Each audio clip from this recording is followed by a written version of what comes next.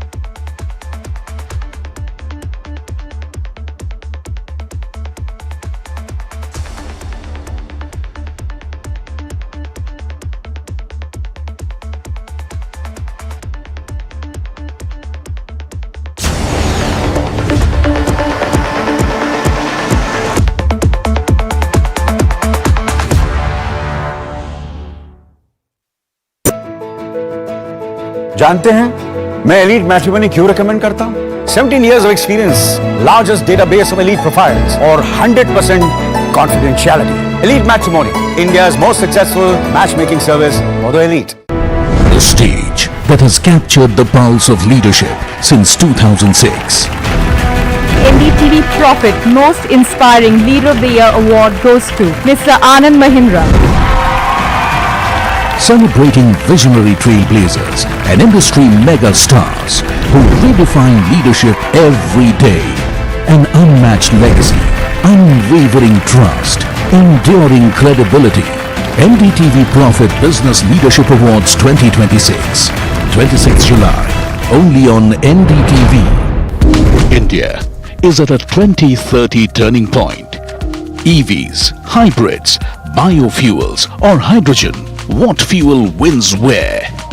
Join top auto CEOs, policy experts and industry titans at the NDTV Automate Fuel and Future Summit 2026. Where do you need charging infrastructure? You need it on highways.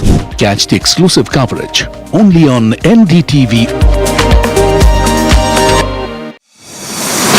India aims most respect.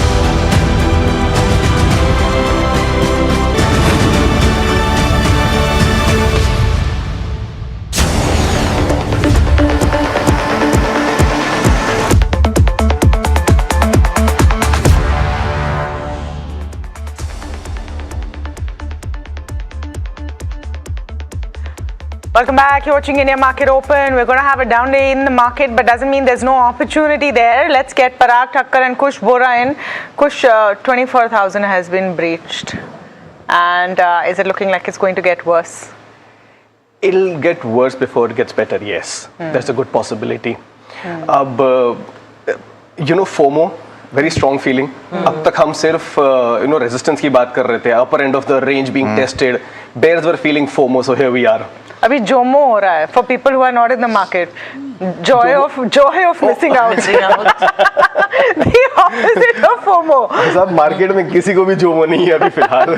नहीं जो बाहर बैठे हैं. Thank God. There's a good possibility that we might actually test 23,800 before things get better. Now a couple of points, right? FII selling yesterday on index futures also, they added 20,000 plus, 23,000 plus contracts, 92% short. Like I said, this is the biggest indicator for me in the markets right now, their behavior and how they are, still piling on shorts even at these levels. As you would expect, the technicals aren't the strongest right now. Nifty gave up the 20-day moving average. The next major support is at the 50-day moving average. Also happens to be close to the 23,800 mark. So yes, near-term pressures likely. But silver linings, there always are a few silver linings, right? PCR, by the way, is now at 0.8. close to that support level of 0.7 from where we typically see a rebound. Also ties in with the fact that the Nifty is also, with this kind of a gap down opening, coming closer to its support level of 23,800. So any kind of positive trigger will bring about a sharp short covering rally. If it doesn't, then you might just consolidate around these levels. Also, I think Tamanna mentioned one level which is 23,600, which is important from a technical standpoint if 23,800 is given way, because there is a gap that needs to be, that is still there, and could get filled if there is no positive news, if 23,800 is broken convincingly. So wait up, don't be in a hurry to buy the dip right now on the indices at least.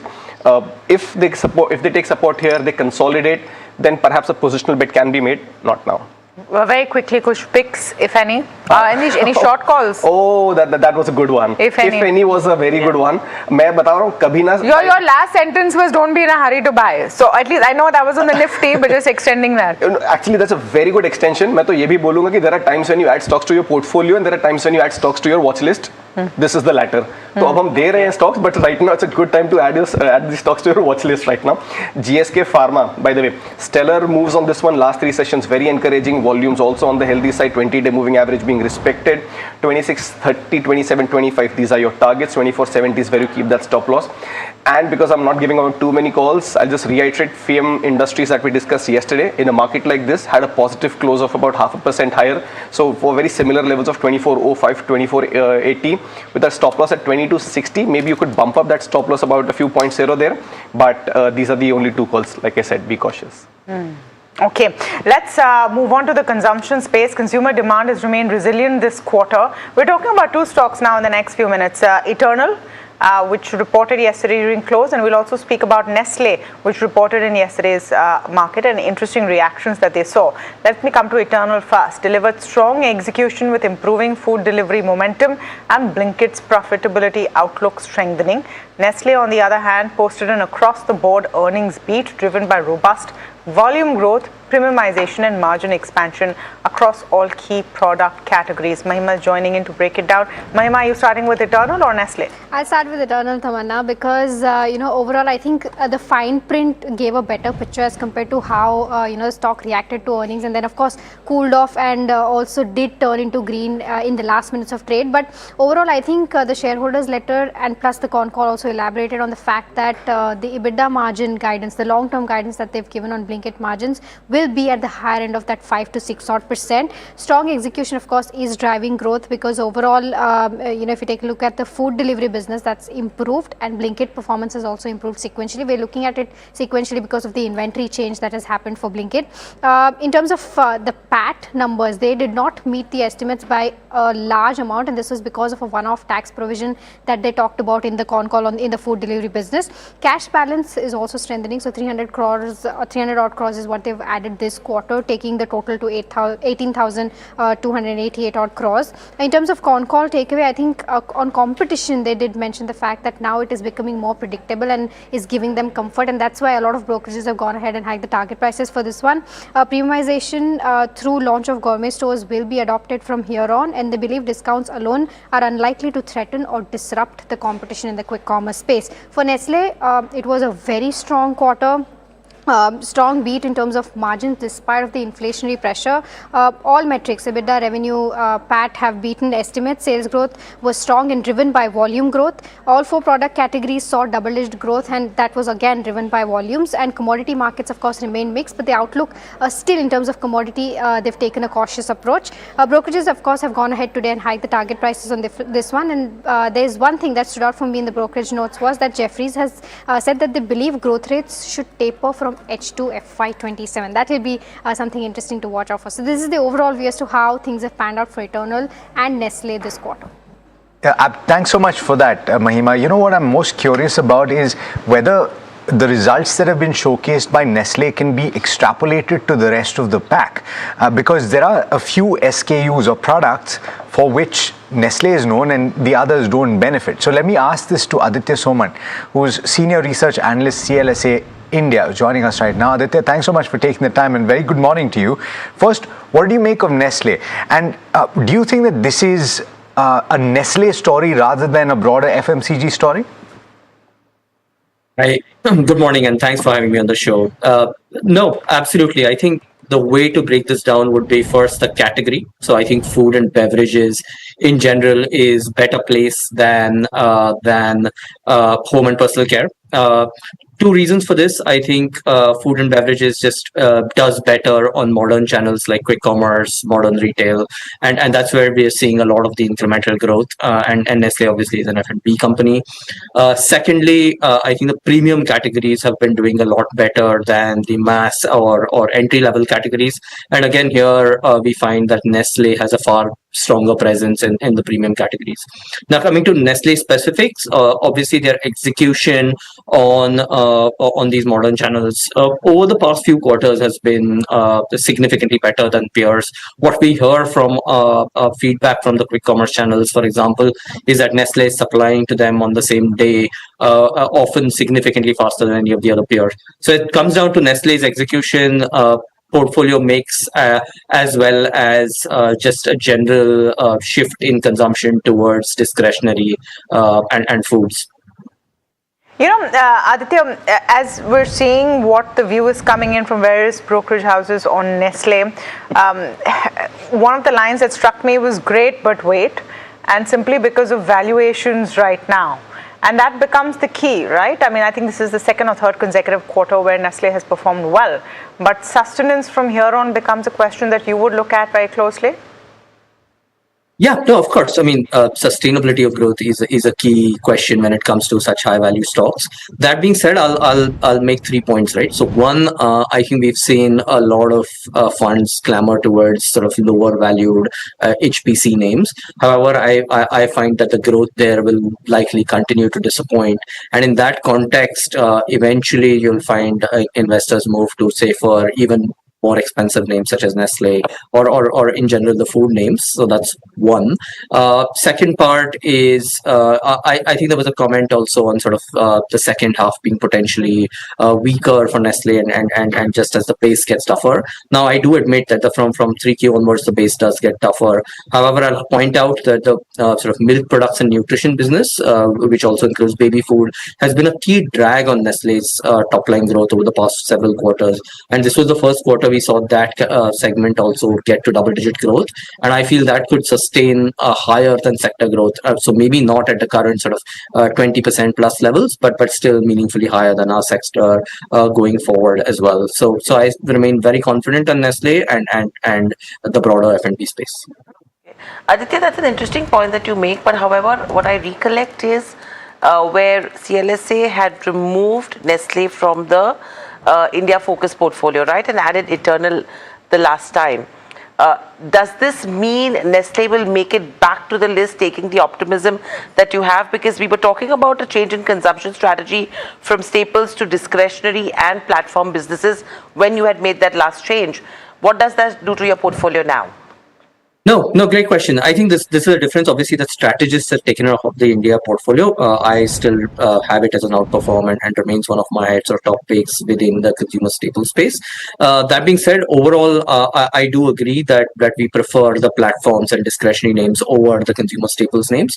Within staples, we prefer names like Nestle. So just to make that point clearer, I mean, we have a 10% upside on Nestle, so it's not like we're saying this is one of those that's likely to meaningfully outperform. However, we're saying this is very stable. You're likely to see double-digit growth sustained for a long period of time.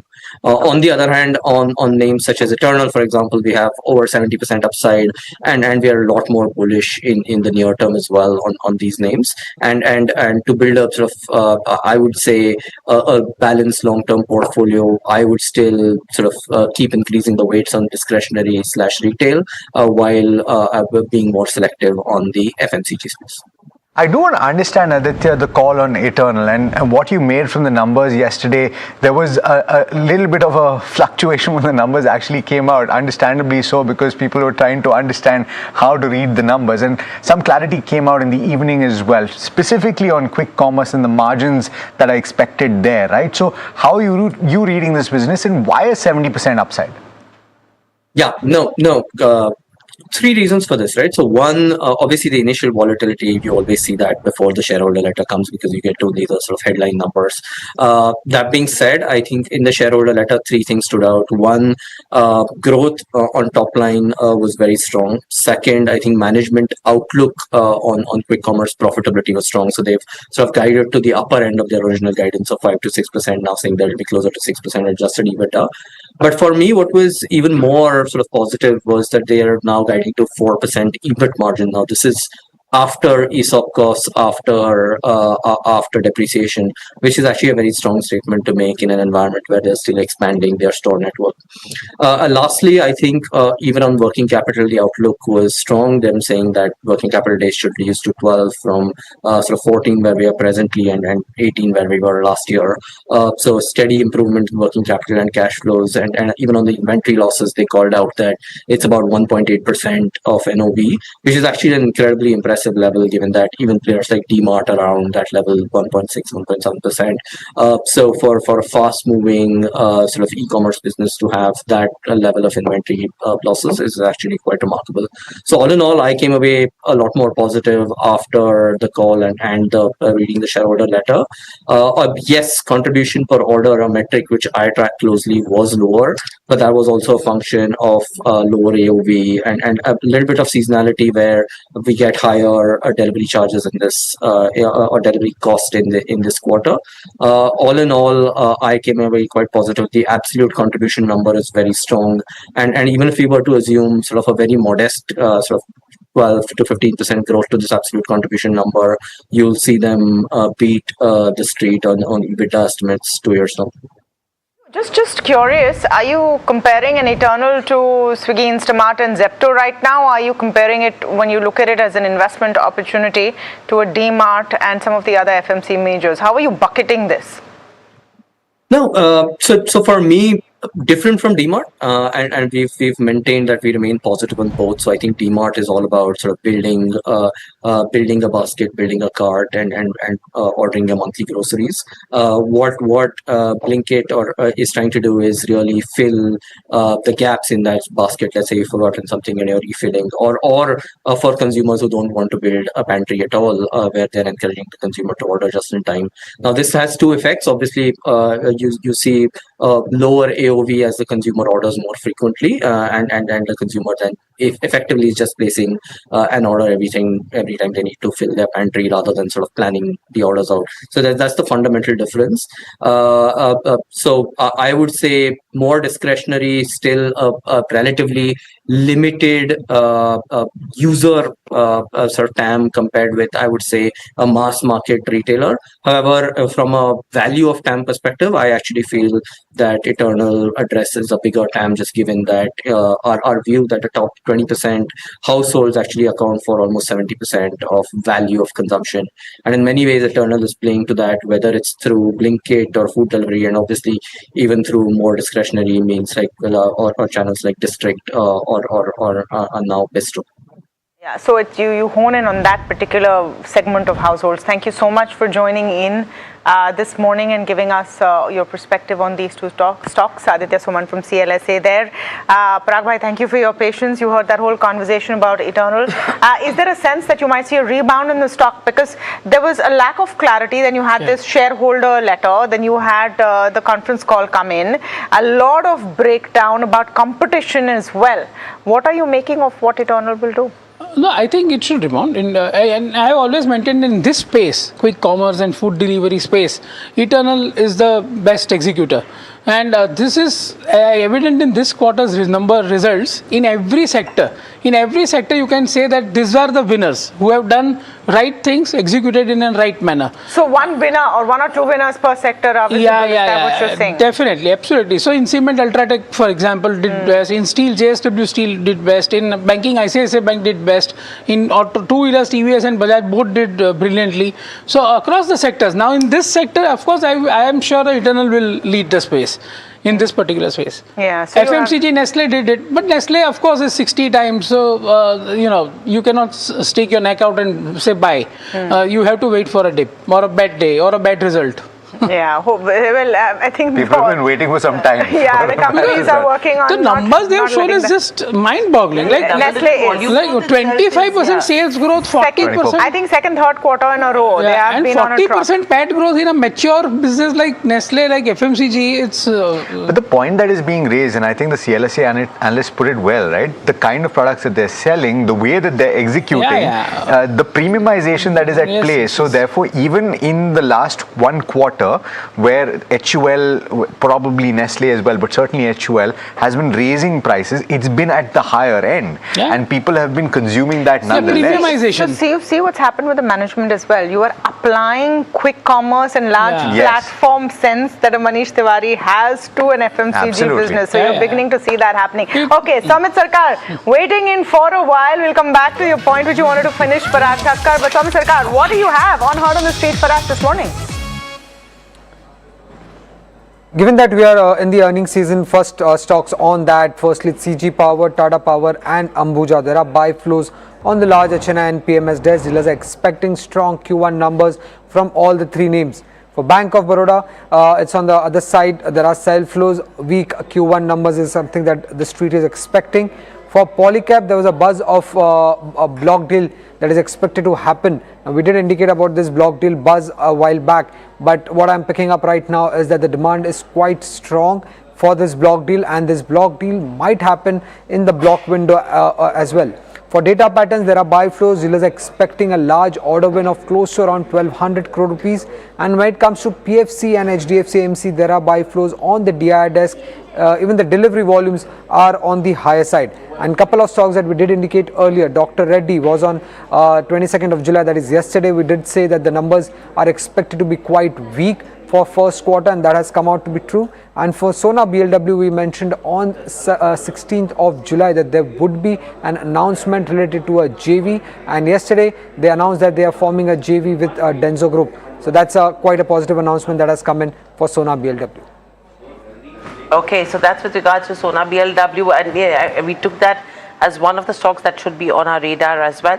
But apart from Sona BLW, data patterns, that's one I want to talk about with the kind of uptick that we've seen in terms of trade. Let's pull up the chart yesterday. Today, I mean, we are already at pre-open, yes, is indicating a mild bit of pressure, but there have been buy flows on H9 desk, as Somit was mentioning. On the charts, Kush, how does that look like? Because yesterday it was very strong.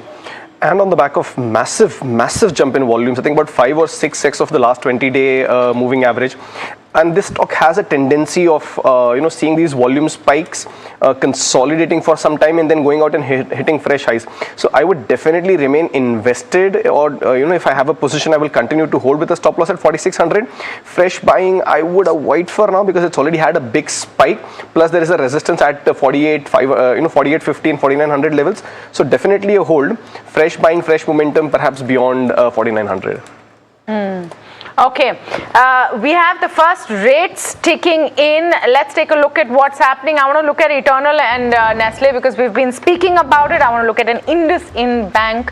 I want to look at a Dr. Reddy's. Let's pull up some of those stocks. Nothing massive happening on an Eternal right now, but at least your first ticks on your Nifty and your Sensex are not as bad as implied showed us. IndusInd Bank, 10% up. They have talked about their path to improvement from here on. Maybe that's what's exciting the market. Look at the United Spirits. Again, results which were reported and not so great as far as United Spirits is concerned. We talked to you about Dr. Reddy's. That's also showing a first tick. Remember, just the first 2 minutes, so this will change maybe. But that's also showing about a 10% down tick. BPCL is also having a down day. They have also reported results. There is so much actually to cover. We'll try and get through all of it quickly. OFSS, good set of numbers on OFSS. Oracle Financial Service Software, 10% up this morning. Sona BLW has new ideas and strategies in store. That's 10% up this morning. It was on our watch list as well. HEG, another good set of numbers, about 3% up. UTI Asset Management, we spoke about, also about 4% up. In fact, let me go quickly to Bharth. Another set of newsmakers that you have on your radar, Parth? Yeah, so there are three earnings that investors should have on their watch list today. The first one is Oracle Financial Services. The company has reported a very strong set of numbers with their products business up 75% year on year and service business also seeing a growth of 6% year on year. The main metric to really drive up those results was the license and cloud fees that has jumped 5 times year on year. The MD has said that this quarter was an historic one for the company, but there was some negative news as well because the MD has resigned. The CEO and MD of the company has resigned as well. If we talk about the numbers, the net profit saw a growth of 68%, while revenue also saw a growth of 51.3% year on year. Their EBIT grew by 78.9%, while EBIT margin also shot up 920 basis points. The second one is Vari Renewable Technologies. They have an unexecuted order book of 5,300 crores. The company is expanding into transmission and distribution space as well, while they are also pursuing EPC opportunities in the battery energy storage system and data center segments as well. The goal of the company is to have an integrated presence across the entire clean energy value chain. About their results, the results were quite good as well. Net profit saw a growth of 34% and revenue also grew by 53% year on year. EBITDA saw a growth of 47%, while in EBITDA margins there was a slight degrowth of 70 basis points. The last one is UCO Bank, which has seen a strong quarter. Net interest income was up by 17% to reach 2,808 crores. Net profit was up marginally by 8% to reach 656 crores. Net NPA and gross NPA also saw some improvements at 0.25% and 2.08% respectively. Provisions also degrew at 235 crores, while there was a improvement in NIM. Okay, thank you for that part. Okay, let's go quick and fast and furious. We are 5 minutes into the pre-open session. Shrikant Chauhan with us this morning. Shrikant, very good morning to you. Let's get a nifty call first. Good morning, everyone.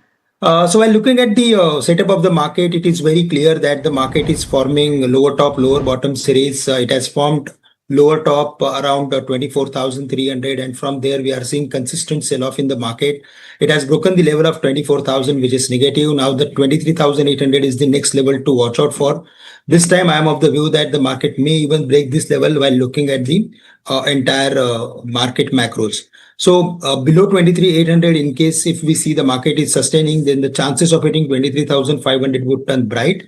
And because of this fear, I am of the view that in case if there is any rebound because of any reason, then close to 24,000, 24,050, we should look for reducing some long positions. So by and large, we need to be careful in this market because this time the market is on the verge of breaking 23,800.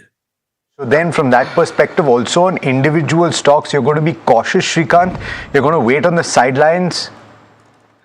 I think large cap stocks are clearly under pressure. HDFC Bank and few other banks, including few other large cap companies, they are clearly under pressure, and we can very clearly see that they can fall further more from here. Larsen is the stock where we should look for creating some short positions because it is still at 3,800 levels. The stock can easily fall to the levels of 36, 36.50 based on its technical formation and the way the news flow is there. So at this level, it's a short with a stop loss at 3,860 for the target of 3,650. But yes, few stocks can do well based on their quarterly numbers because in this result season, most of the time, whenever we have seen any good numbers, we saw some supporting buying activity or some specific support for that particular stock. So in that, we like Eternal, which is around 289, 288 now. In the pre-open session. From here, the stock can move towards the levels of 305 and in the best case scenario, 315. So here we can keep a stop loss at 274, which is yesterday's lowest level. We can keep stop loss at 274 for creating any long positions on Eternal. Okay, Eternal is the eternal favorite this morning. after yesterday's response to its stock. I want to look at where IndiSend settled and ask Parag Thakkar a view on IndiSend. This is a space that you look at closely. You think Rajiv Anand now poised to execute that turnaround that is being expected from him? Yeah, gradually I think you will see turnaround, but in my view the core earnings were not that great. Yeah. It was led by corporate loans. So NII also, actually if you see adjusted NIM. And that's where it settled actually. Yeah, yeah. It settled about 3% down. And everybody knew that this result will be a good turnaround. So I would say that the stock will consolidate for a while. What Mr. Rajiv Anand is trying to do is to navigate this entire problems and turn around the bank. Now it is set for growth.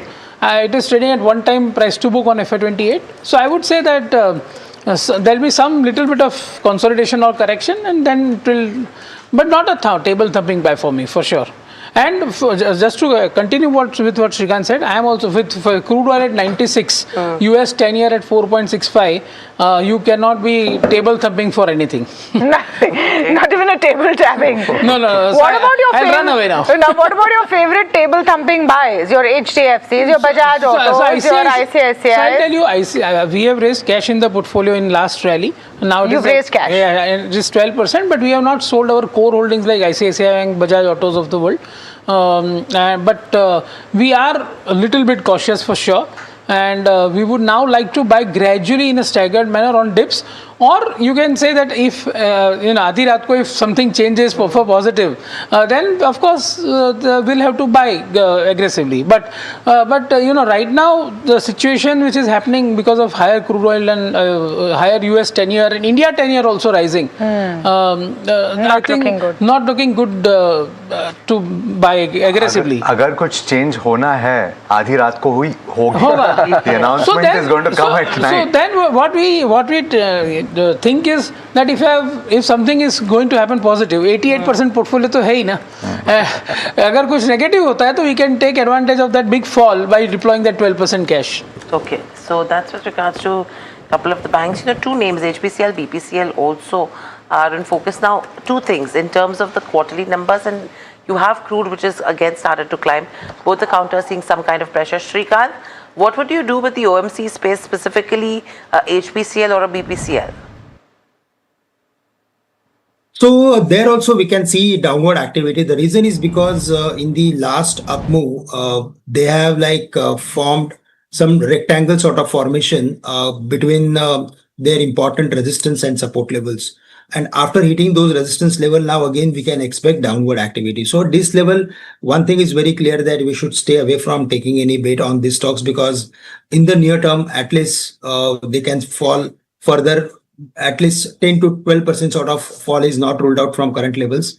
Currently, HPCL is around 395. The stock can again fall back to the levels of 360, 370, where it has next leg of support. And for BPCL, there also the view is similar. It has spent a lot of time close to 320.25.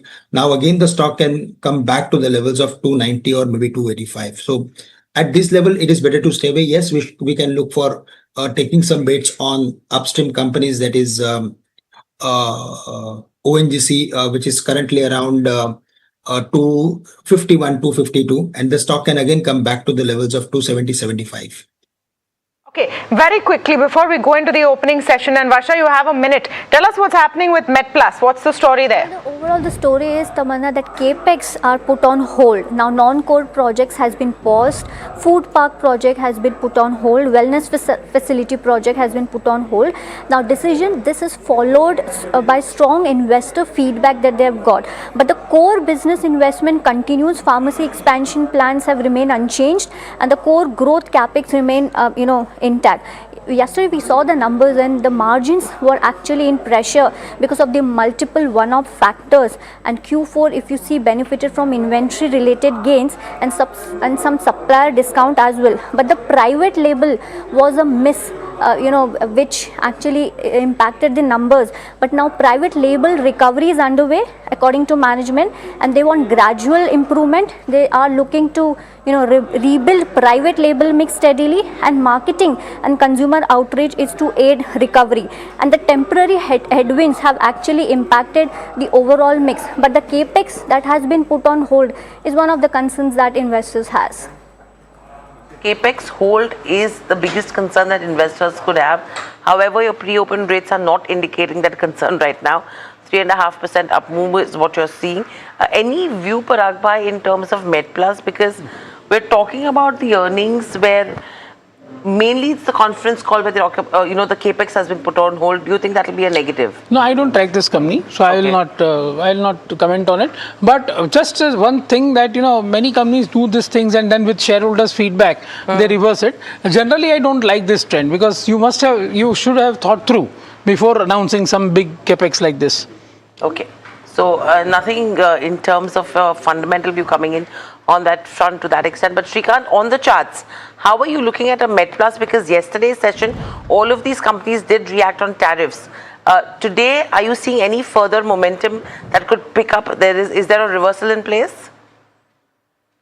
No, I think yesterday's news flow and the way the reaction was there in the market for all these companies, it is very clear that somebody must have taken huge call for taking some profit on the table. And we can expect some more weakness in the near future. That's the overall view. Almost all the stocks have given up, and particularly MedPlus, there also we saw deep sell-off. The next level to watch out for would be somewhere close to 550, 600, where it has made a lowest low. So at this level, it is better to stay away from taking any long bet. Okay, Shrikant, quick word on an OFSS, Oracle Finance.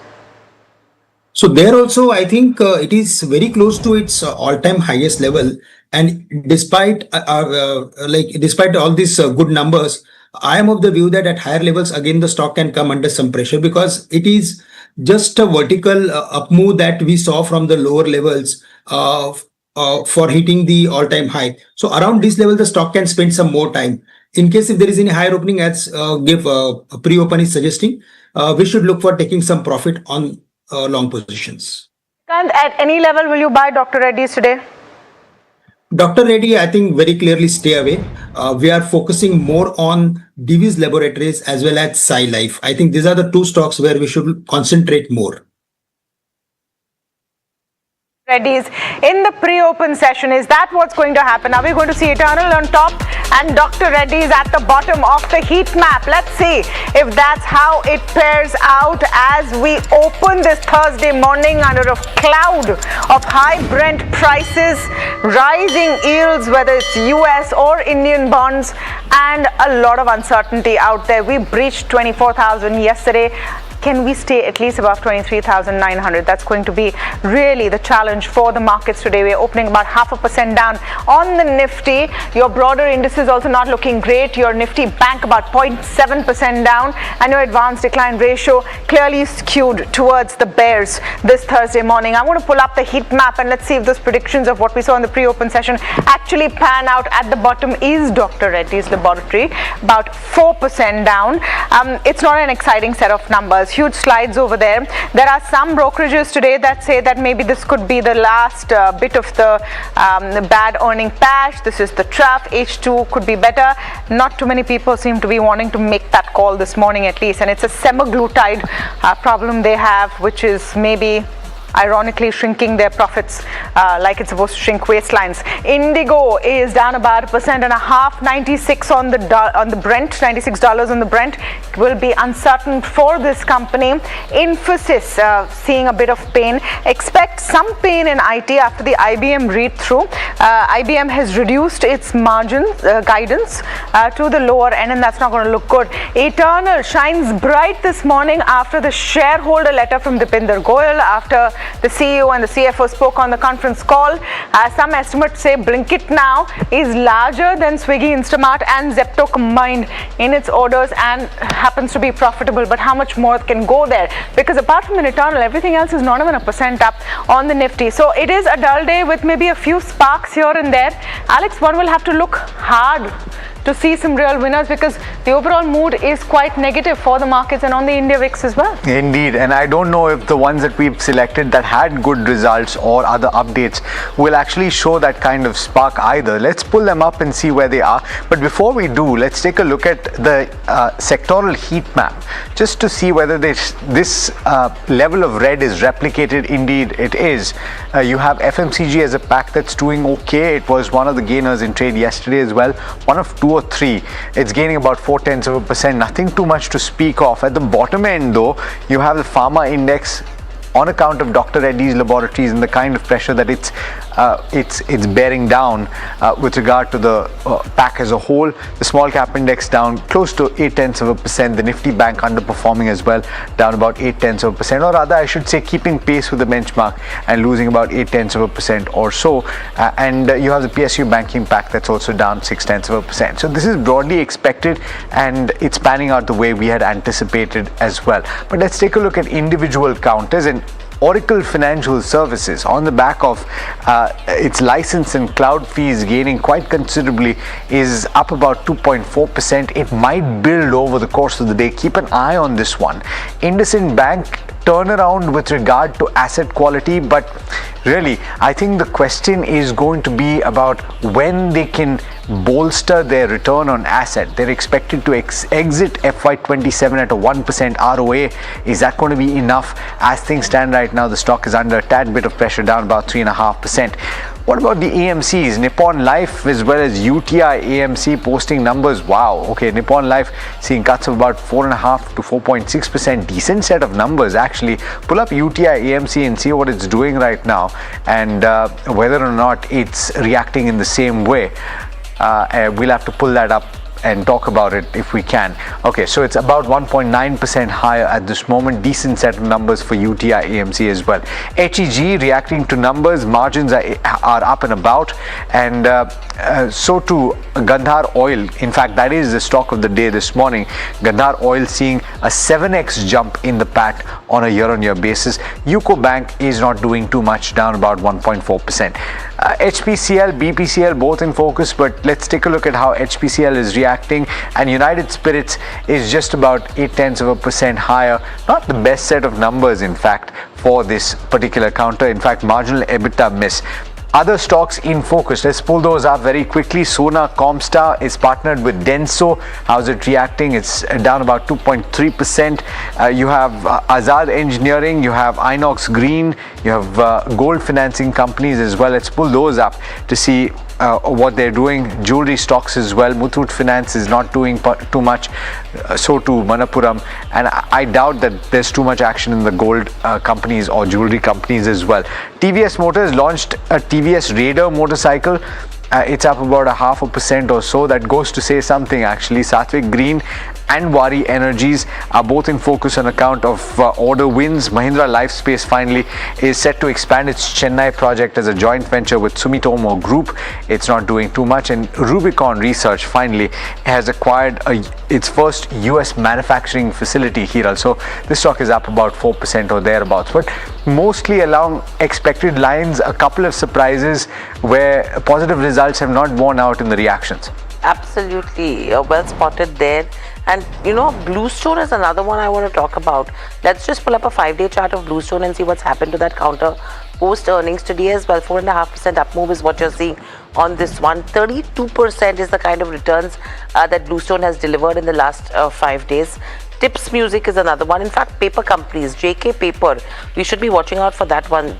That stock is up nearly 3% in trade, and apart from a JK Paper, you will see Imami Paper also, because both of these counters have risen in that range of 5 to 20% in the last couple of trading sessions or from the lows. So there is that little bit of momentum coming in on those names.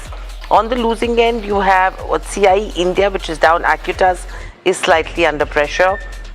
NTPC Green, Carborundum Universal, and Tips Music. In fact, we will be speaking to the management of Tips Music as well shortly, but smart moves there. Paper companies on the charts, Kush. Imami Paper, JK Paper, 5 to 20% is what kind of surge that we've seen in the recent past as well. Are you expecting that momentum to continue? Close to resistance levels. In fact, if you see yesterday's moves on JK paper, I mean, there was a big candle, but could not sustain near the high point of the day from around 412, 413 levels. It retraced quite a bit. You're seeing a continuation of that move, but I think resistance will be kicking, also overheating apparent. So more of a hold if you want to ride the momentum, but not a fresh buy. Stop loss is close to the 385 mark. I do want to ask about the metal pack, and Parag bhai, this is for you because ultimately there is news on commodities, and specifically there is Alcoa that was up in the US yesterday. Yes. What is the read through for Indian metal company? So basically, I love Hindalco at this price. So if you see, the multiple is just 10 PE. On FY27, I'm seeing. And there are so many triggers coming because of the Oswego plant starting in Novelis. H2 FY27 will be stronger for Novelis. And here in India, aluminium prices are holding up above 3,000. Right now at 3180 LME price is there. Plus there is premium. So India business will report very strong numbers this quarter. And next year, there are the coal mines which are starting. So that will lead to savings of $200 per ton in terms of. So India EBITDA can increase by 3,000 crores. And Novelis, which is at $500 per ton, will gradually move towards $600 per ton over next 2 years. So last year, just to sum it up, last year the EBITDA was 34,000 crores. Market cap is 2,13,000 crores right now. And in next 3 to 4 years, this EBITDA from 34,000 can go to 60,000 crores. So I think it will become so cheap that at this price, if you just take aluminium at 2,900 also, and which is right now 3,190, then also Hindalco is looking like a mouth-watering thing. Mouth-watering. Okay, you just talked about how you've raised cash, but you're going to gradually buy. Would this company be on your radar? Absolutely. Okay. Absolutely. All right. About percent up on Hindalco this morning. Not a market story, but important to mark what the Prime Minister has just posted out on X, saying, and I quote, "Nothing is more important than the welfare and future of our youth. We have decided to set up fast-track courts to ensure swift and stringent punishment for those involved in paper leaks. Have directed the concerned authorities and officials to take all necessary steps in this regard. This continues our series of steps for safeguarding the interests of students. Those who try to harm the future of our youth will not be spared." Now, this is an important message coming in from the Prime Minister in the wake of protests led by students and other parties asking for action on the NEET paper leak. So, thought we just earmark that important story as well. All right, Shrikant Chauhan with us. Shrikant, just as we wrap up this session of our conversations, just wondering if you want to relook at the Nifty call, because after a pretty sharp drop showing some signs of recovery, or would you wait for a little more data before you take a call? Yeah, I think while looking at the today's opening and now it is rebounding from the lows, it is again giving weightage to the levels of 23,800. But overall formation is still suggesting us that we need to be careful at higher levels. So yes, we may see the levels of 24,000, 24,050, but there we should again look for reducing some positions. It is better to stay away from taking any position on index for the time being. Yes, there are a number of companies, they are really doing well. So there we can keep a close watch, and there we can get some trades to trade in the short term. But for index, I'm a little bit careful, and I need to see that whether the market is forming any reversal formation or not, which looks difficult at this point of time. Okay.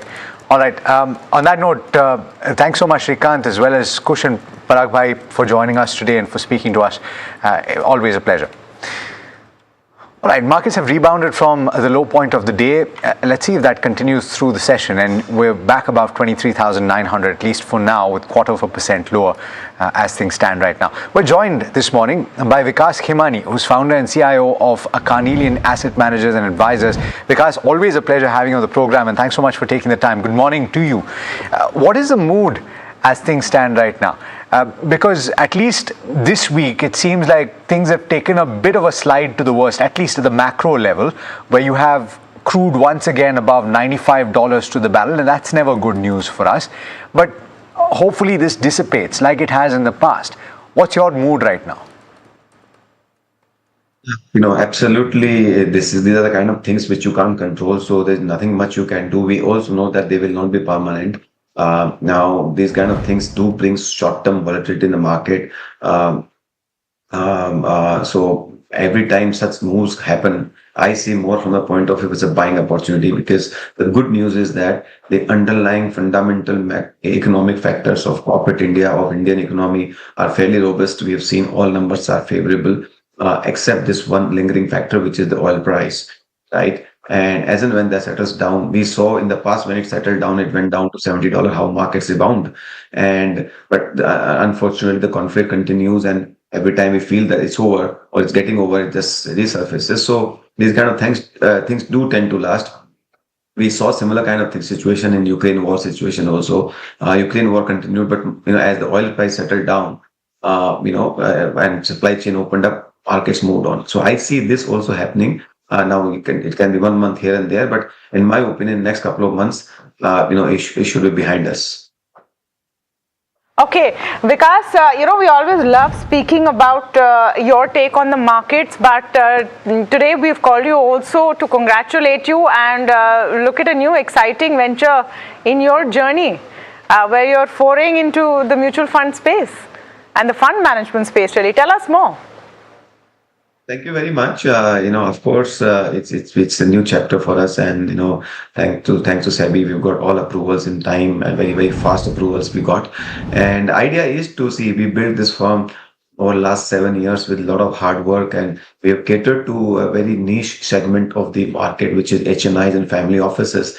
And our performance has beaten all benchmarks. We've seen how over the years, we have delivered between 23 to 32% return, or with alpha of 9 to 15% per annum.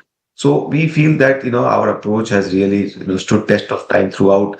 A disciplined approach of investing. Can we give access to that? To a wider set of investors, retail investors, and which I think is quite possible. And a lot of our partners have been requesting for this quite some time. So we are quite excited about it. Of course, it's a long journey. It's a new chapter. You have to see everything, differently. But we are very excited about it, and I just hope that we live up to the trust of our thousands of investors. I'm tempted to ask you, because it's a crowded space. A lot of people are already there. How do you think that you will stand out? What is going to be your edge? I think it's a good question. Everybody's asking that. And I think, again, I would say in investing, your edge is your investing philosophy, your style, your discipline, and eventually the delivery, right? So what we have done over the years, like we have had, if anybody is watching us very carefully, we have delivered superior return without taking any kind of undue risk, stupid risk, or we have not, we've done investing in a very, very high quality manner, right? Now, in our investing, one mutual fund versus another mutual fund, given there's very little scope for innovation, right? But the fact that the biggest value you can bring is your performance. So we have a great track record of delivering performance over 7 years to our investors. We hope that we are able to replicate the same or better over the years and provide that service to others. Of course, we will not be in a hurry to, we are not chasing any AUM, we are not chasing anything. We are just, doing how a business should be built on a long-term basis. We are in this game for next 1 to 2 decades. So it does not matter to us what happens in the shorter term. So we will take the same approach to building businesses. And I am quite sure India is a very large market. It's a very large investor base. We are not looking to have some millions of unit holders at this point in time. So I'm sure we will find set of investors who has been watching us, and they will. And once we build a base, and then eventually, of course, if we don't perform, then we are just like anybody else. But if we perform, then I'm sure we will also stand out. Mani, Hiral, first up, congratulations as well. Where are you seeing the larger opportunity? Because you're talking about, and when you talk about mutual funds, let's talk about the next 1 decade. Is it going to be offering both active and passive strategies, number one? And two, what is that category that you would want to choose to start off with, just to get a perspective around it? Absolutely. And if I can, just probably build on a previous question as well. See, also, if you see mutual fund industry, first 25 years, when the mutual fund concept was, not there new and it was coming up, you needed a lot of institutions owned platforms whether ICICI Bank or HDFC Bank, all those came and built credibility. The investor did not know what it is, right? So you need a lot of credibility, credible platforms to build this business, and which has happened in last, 2.5 decades. I feel that in times to come, you will find over next 1 decade or so, a trend where a lot of investment professional-led, founder-led platforms who will come and kind of deliver a lot more value to the unit holders, which has been done. So I think you will find that shift happening. And we have already seen a few people successfully doing that, and I think that trend only will remain that. Of course, test of thing will be how well one is able to deliver, how one is more importantly carry out governance, because in this business, according to me, the governance is the most important aspect. You cannot compromise on that when you're managing third party money. So people who are able to deliver and also deliver governance along with performance would be the key winner from the category of people who are becoming founder-led platforms, because governance is delivered by the institutional-led platform. I think we can have a good chance of delivering both governance as well as performance in a superior manner over the decades, and that will build out players like us. Vikas, I just want to remind you of Hiral's question, which is which categories of active will you look to get into? Because those that have gotten in over the last 1 year have had a pretty standard template to open in the diversified space first and then drill down. So we will come to that, I think, when we get to the product launch, which I think is still about, in my opinion, a month and a half away. We will be revealing those cards very soon. Right now, a lot of strategic thinking is happening, and so we will work out on that. But we will definitely be active, because in our previous conversation, I have said multiple times that I'm a big proponent of active investing. I think in India, like market, there's a huge scope for alpha generation, at least for next 1 decade. And that money should not be left on table. Like I just said, our alpha has been in last 7 years, depending on product to product, 9% to 15%. Now, if you can generate that kind of alpha, it's a lot of money leaving on table for saving. People invest into passive only for saving cost of manufacturing, which anyway is very cheap in India. So in my opinion, there's a great case of active, and we will definitely do active. We will not be right now, at least next few years, to think about on any of those things. That's the broader strategy. Now, which product to do, we will definitely, share as and when once we have decided on that. Interesting. So it's going to be on the active side. We will be awaiting all the details as well, but congratulations once again. And it's going to be an interesting one to watch out for. So that's with regards to where Vikas Khemani getting into the mutual fund space with the SEBI approval coming in there. But moving on, Dr. Reddy's. Now, clearly the margins have been a major issue. Semaglutide has added to the pain, and that stock is down nearly 3%. In fact, my colleague Varsha did speak to the management. Let's quickly listen in to a slice of that conversation. Hello and welcome to NDTV Profit. My name is Varsha. Well, Dr. Reddy's lab is in focus on the back of Q1 FY27 numbers. Just for the benefit of viewers, over here the weak numbers that we saw was because of US revenue, which fell 35% year on year. This was due to over here the weak numbers that we saw was because of US revenue, which fell 35% year on year. This was due to sharp drop in Revlimid contribution, but company is actually now transitioning beyond Revlimid. About the India business, though India business grew strongly over almost 17% year on year, which was led by new launches, and they recently also acquired brands which supported India growth. Price hikes and higher volumes aided to growth. But to speak more about numbers, how was Q1 and what lies ahead when it comes to further quarters, and to give us a medium term outlook, to talk to us about that, we are here joined by Mr. M.V. Ramana, who's Chief Executive Officer Global Generics at Dr. Reddy's. Sir, welcome at NDTV Profit. Pleasure to have you. Thank you. So we all know the reason why US revenue was down 35%. Even there was a 240 crore hit due to semaglutide API issues as well. Now, considering all this, for FY27, you were expecting almost 20% plus EBITDA margin. Are you still on track, considering the issues that we had in Q1? So yes, so we are confident in terms of how we are looking at growth what you would have seen in terms of the numbers that were released. On the base business, there's a double-digit growth, and there's a double-digit growth across markets, whether it is US, whether it is Europe, whether it is emerging markets as well as India. And we have been focusing on growing the branded part of the business. And today, if you see India, emerging markets, and NRT is more than 50% of the revenues, and all of them have had good growth in Q1. And we believe that based on the current momentum and the new products that we're expected to launch over the next couple of quarters, followed by both the moves on the consumer health as well as innovative assets, will continue to grow. It is true that we have had an impact this quarter of the semaglutide write-offs, and also some impact because of the increase in the solvent prices because of the Middle East crisis. But overall, in terms of the base business growth, we're confident on how we expect to move forward in the rest of the year. Understood.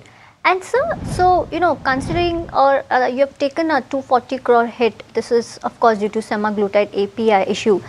Now, is the problem now fully behind, or is there still risk of further write-offs and supply disruptions?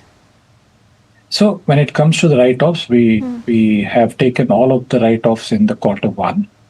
And when it comes to this particular product, we have understood the root cause on why we have had this issue, and the scientists are working together on the countermeasures. The way we would get to know is when we will take up the scale-up batches, and then we test the product again.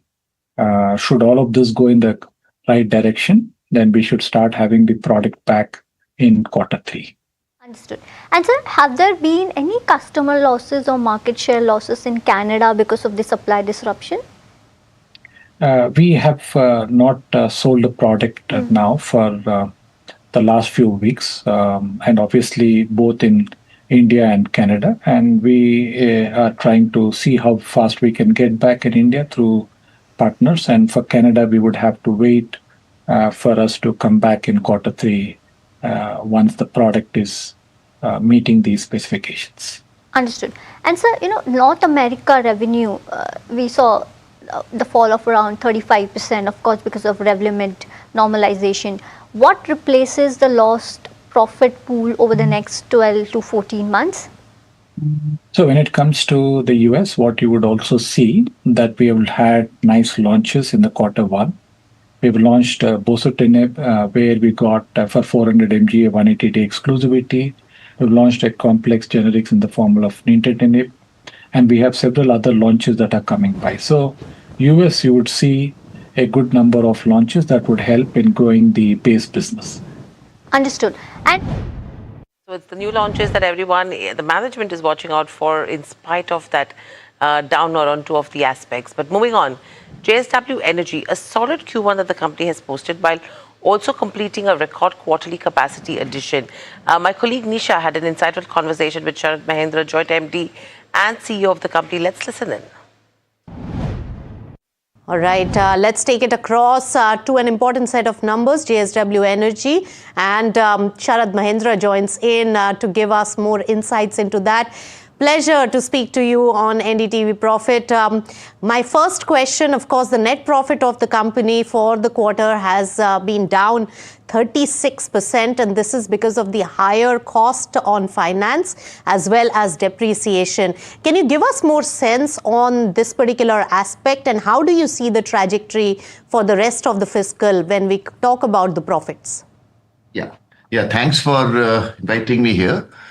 Yes, we see when any company which is in a growth phase and the amount of capacity addition, when we come year on year, when we are comparing the interest which has gone up by almost 6% in terms of the value terms, additional interest outflow of almost 200 plus crores, and the depreciation when we capitalize. These are the two factors. And this is something, if you see that when the amount of capacity additions, what we have done, if we compare in the current year, in Q1 only, we have added almost 873 megawatt of capacities.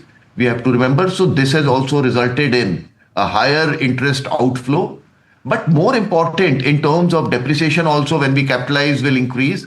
More important, how the cash profit is there. That is important, which is a healthy in excess of 1,400 crores of cash profit, which is there, which enables to continue with the growth momentum. That's right. In fact, in terms of profits, it may have taken a dip because of the expansion that you really stated, Sharad Mahendra. But when we talk about the EBITDA margins, it's at 55.17% versus the estimate, which was way lower. So you have really beat the expectations on the margin front. Can you give us a picture in terms of the operational performance? What is really working? What were the levers which boosted the margins for you? And is that also sustainable in this quarter? Yes, one is that when we see the hydro business, we all know that because of the extremely low monsoon and the rainfall which is there, the hydrology has been, as a country, the hydrology has been extremely poor and the hydro generation has seen a negative. But for us, if you see one, that the Kutehr, which was not available in Q1, plus the early commissioning of the Tidong asset, which we acquired in the month of January 26. And we started the completion work and we did it in a record pace. So this is where, which was earlier estimated to be commissioned in October 26, we have commissioned in the Q1, thus giving us a significant advantage of the entire hydro season and the hydrology season. Is the advantage we are getting. These are the incremental upsides going forward for the entire full year in terms of generations and in terms of the EBITDA and the profitability.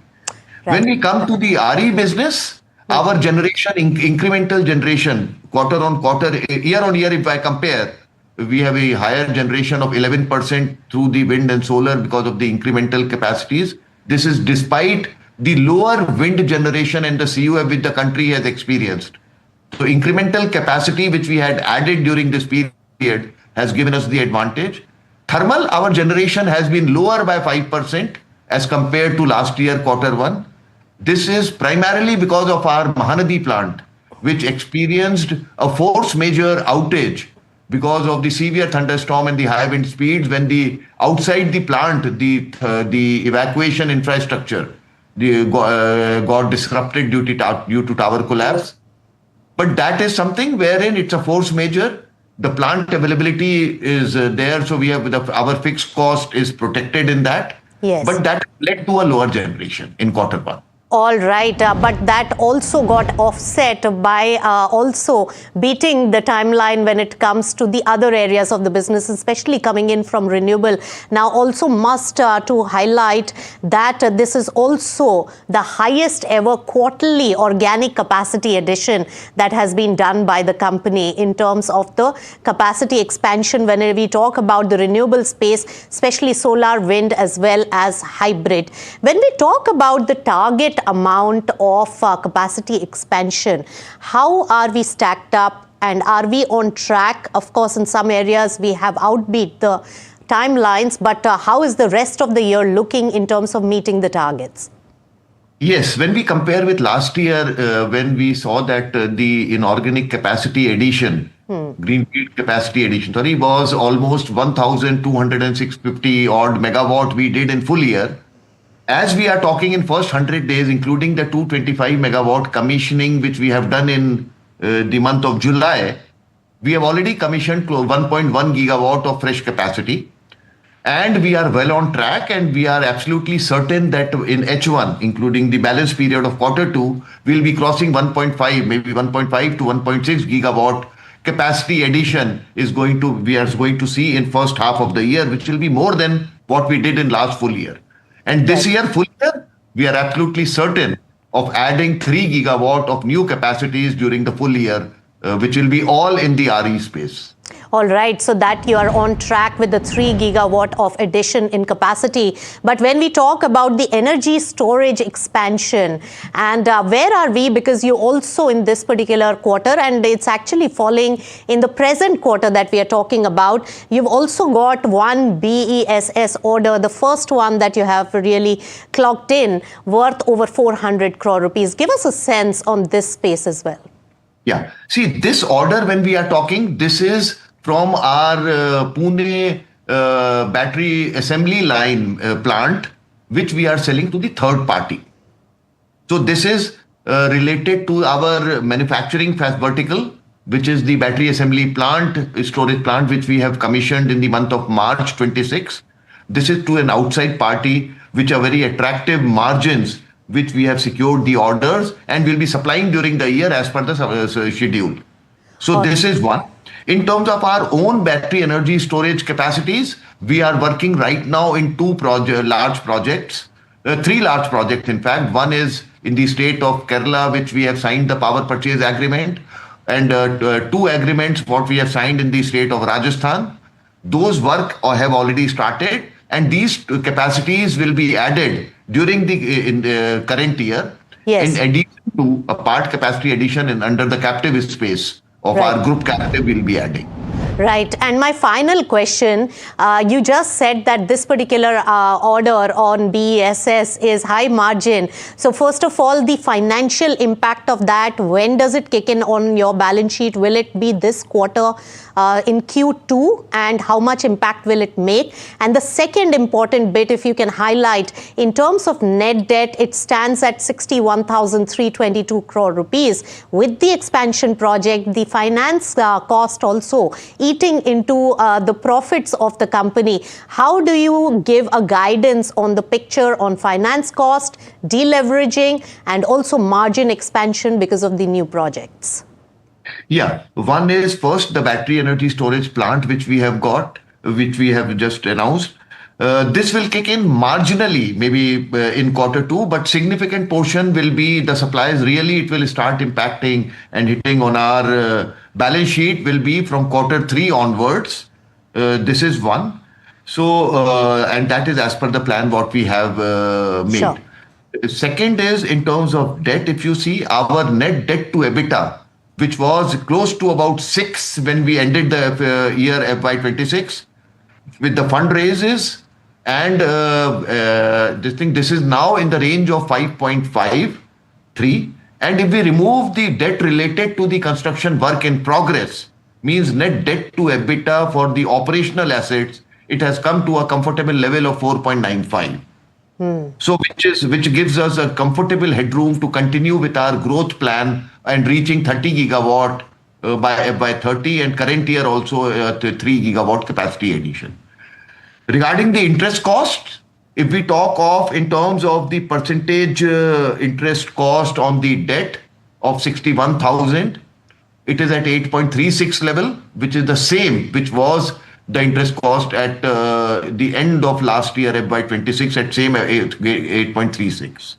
Right. So these are the levels which are there in interest. Net debt to EBITDA levels will remain in these ranges, what we have already achieved in Q1, because the fundraise, what we have done in Q1 has given us a headroom to reduce our total net debt, if you see, from 65,300 odd, which was at the end of FY26, yes, to end of Q1 at 61,200 odd crores.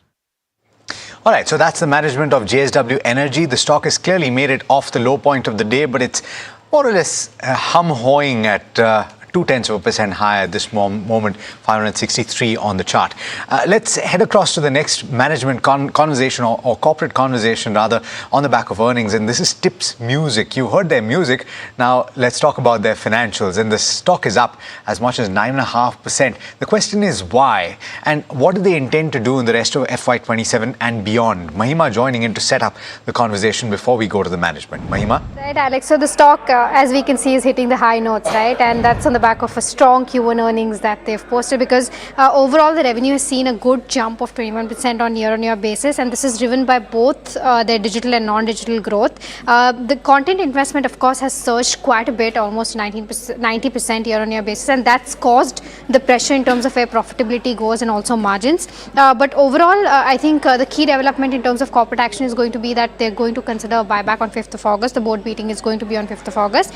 The YouTube subscriber base has also gone up now to around 158.3 million. In terms of numbers, of course, like I said, revenue is up 21%, EBITDA down 5%, margins at 50.3% versus that of 64.2% earlier, and net profit was down by about 4%. In terms of operation highlights, I think they released 73 songs during the quarter, and overall healthy contribution has happened from both digital and non-digital business. In terms of management commentary, I think they've said that the company has increased content investment to strengthen future catalog. That was the key takeaway for me. So this is the overall view of how Q1 has fared, and of course we're seeing a good uptick in the counter today. Counter is seeing good uptick, but what is the outlook and what is the profitability outlook? Kumar S. Taurani, Chairman and MD of Tips Music, with us this morning. Mr. Taurani, thank you so much for your time to us here at NDTV Profit. I want to actually ask about your content investment, which is surging 90%, and of course it's had its impact on your profitability numbers, on your EBITDA, on your margins, etc. But how are you deploying this money for content investment? What are you picking? Because this is a very tricky space, isn't it? Actually, it's not. For us, actually, we have always said to our investors and people like you, we will invest around 22 to 25% in our content. Whatever our top line will be, revenue will be, we'll invest 20 to 25%. See, one movie of this Hai Jawani To Ishq Hona Hai, a very expensive movie, it was supposed to release last quarter. I already said last quarter was, we had a very bumper profit because this movie was not come. And that has shifted to this quarter. So that's why we have a content increased. So our budget for content was increased this year. And please remember, we write off entire content costs in the same quarter. So that also we are taking hit. So, Mr. Taurani, if you can just explain this, which movie was this? And because, if I understand correctly, because this movie is releasing this quarter, that's why you've taken that content hit this quarter. That means next quarter, this will not be the case. Yes, absolutely. I'm saying that. That was a Hai Jawani To Ishq Hona Hai, was supposed to release in March, April, but we shifted to June. So we can't release so early music. For music, we need 6 to 8 weeks before we release our music. So that's why we have seen this content suddenly going up. Where are you looking at margins going back to for quarter 2? Are you looking at going back to your 64% odd?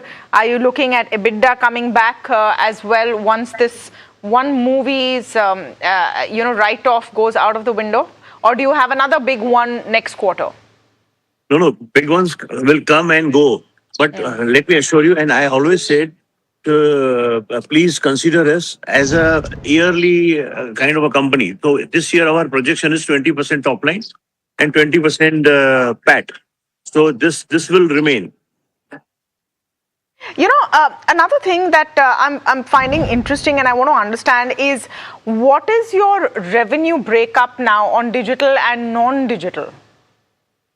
Around 75% is digital, 1-2% here and there, it fluctuates, and around 25% is non-digital. How does this work? If you can just give us a little more detail, because you mentioned in your presentation also your YouTube subscribers, etc. So what are the sources of these digital income streams? So in digital, there are 3 major things: YouTube, Spotify, and Instagram. And in non-digital, there is a publishing, and then there is a public performance and broadcasting. These are 3-4 major things. And if you can give me that breakup on the digital, because you're saying digital is 75% of the revenue. You mentioned YouTube, Instagram, and Spotify. What is the breakup there? Around, I think, if I calculate a whole, around 45% is YouTube, and balance 25% will be Spotify and Instagram, and and 32% will be that, and balance 3-4% other small apps and all those things. I just want to understand. So Mr. Taurani, the streaming service and essentially the revenue model for music has changed over the last couple of decades, right? It's moved from that royalty model to the streaming model, and so therefore your Spotify becomes more important to you going forward as well.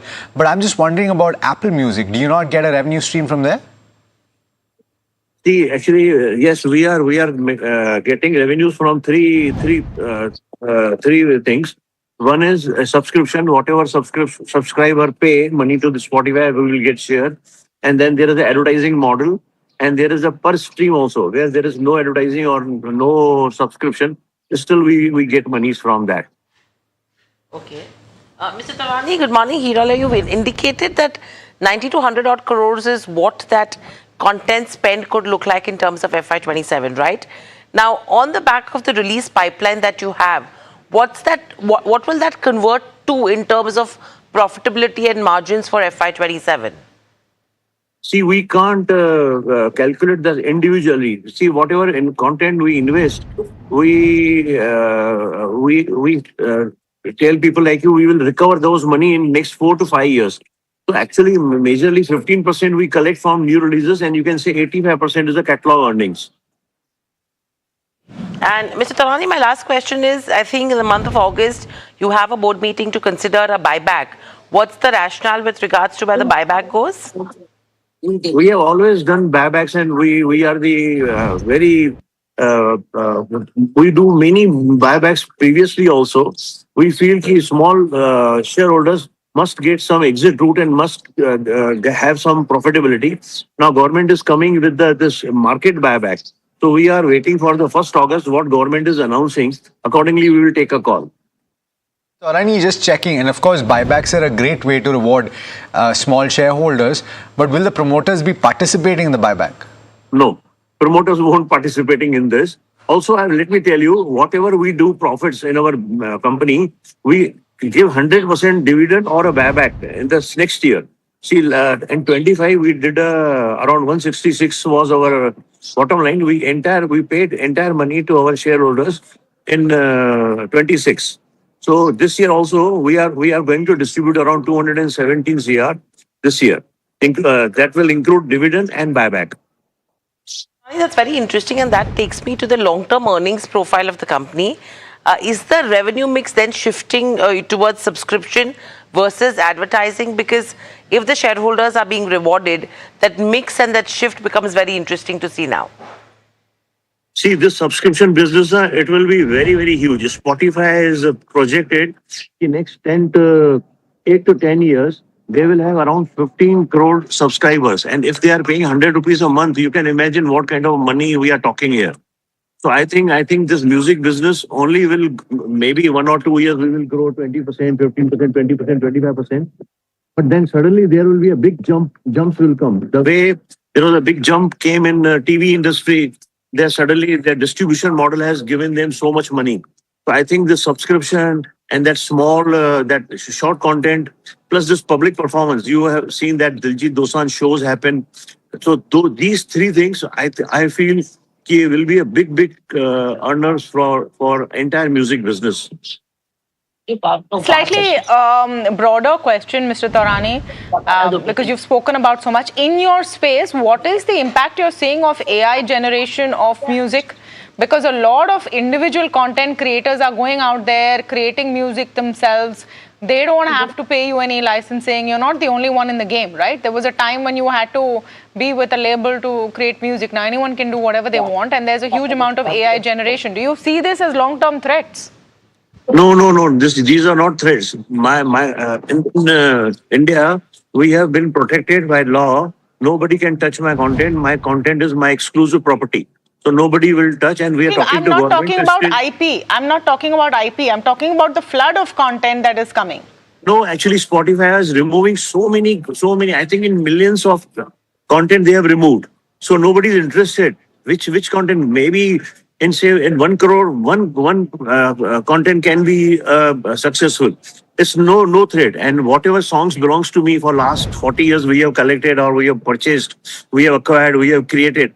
It's exclusive property. And see, please understand, whatever music you like that for forever, for lifetime. And you will include new releases, new song. Again, you like this year, from all the songs you like, 1 or 2 songs, you will add to your list. So you'll keep repeating and listening to those songs. So we have, touch wood, we are in a safe and best business, I feel. Okay, thank you so much for speaking with us. That is Mr. Taurani Kumar S. Taurani of Tips Music speaking with us on their quarterly results. But an interesting business to look at, because all these creative fields are looking at new distribution. It was quite interesting for me to understand that so much of their revenue is coming from digital streams, and YouTube is a bulk of it. Yep. And they have been expanding, and I think, that's what Alex was pointing towards, right? Your Apple Music, your Spotify. These are the channels that everyone is utilizing. YouTube will have the lion's share. And the third one, correct, exactly. Yeah. Just adding on to that. So I think that's where the revenues will come in from, and subscription is what they're betting big on. So that's the story there now. Yeah, okay, interesting space. All right, let's talk about Indo-MIM. The IPO opens for subscription today with a total issue size of over 3,800 crores. But what's interesting about this is the pedigree of its anchor book. A lot of top investors there in that list. Parth joining in for a SWOT analysis. Parth, tell us about Indo-MIM. Yeah, so Indo-MIM IPO has opened today, and the IPO will be closing on 27th of July. The price band has been set between 461 rupees to 485 rupees per share with a lot size of today, and the IPO will be closing on 27th of July. The price band has been set between 461 rupees to 485 rupees per share with a lot size of 30 shares. The total issue size is somewhere around 3,800 crores, out of which approximately 500 crores is towards the fresh issue and 3,300 crores fresh issue. Around 400 crores will be going towards the repayment of borrowings by the company. If we understand a little bit about the company first, they are a global precision engineering components manufacturer, and they use that metal injection molding technology. They have 15 facilities across various countries like India, US, UK and Mexico. They make over 6,400 products and serve more than 1,000 customers in FY26. Now let's do a SWOT analysis. Coming to the strengths of the company first, they have the world's largest installed MIM manufacturing capacity, and they are diversified across various sectors as well. The sectors include automotive, defense, medical, consumer and aerospace as well.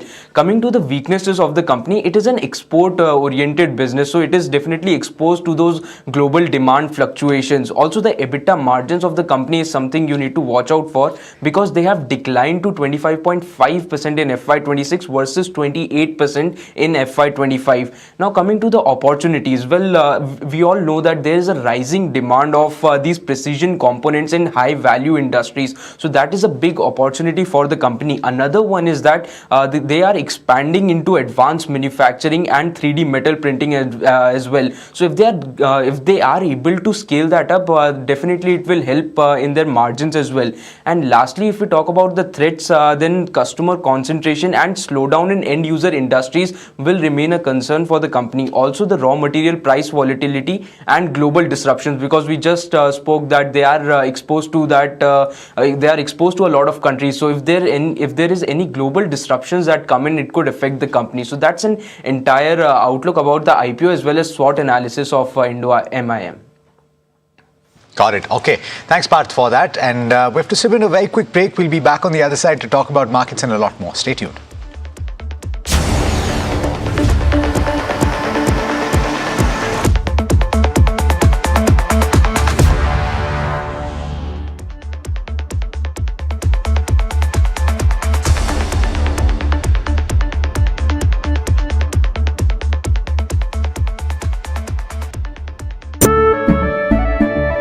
केसरिया से मन जोगी हुआ रे, दिल झूमे देखो पतवारा हुआ रे, केसरिया से मन जोगी हुआ। हर पल मनाओ केसरी त्योहार।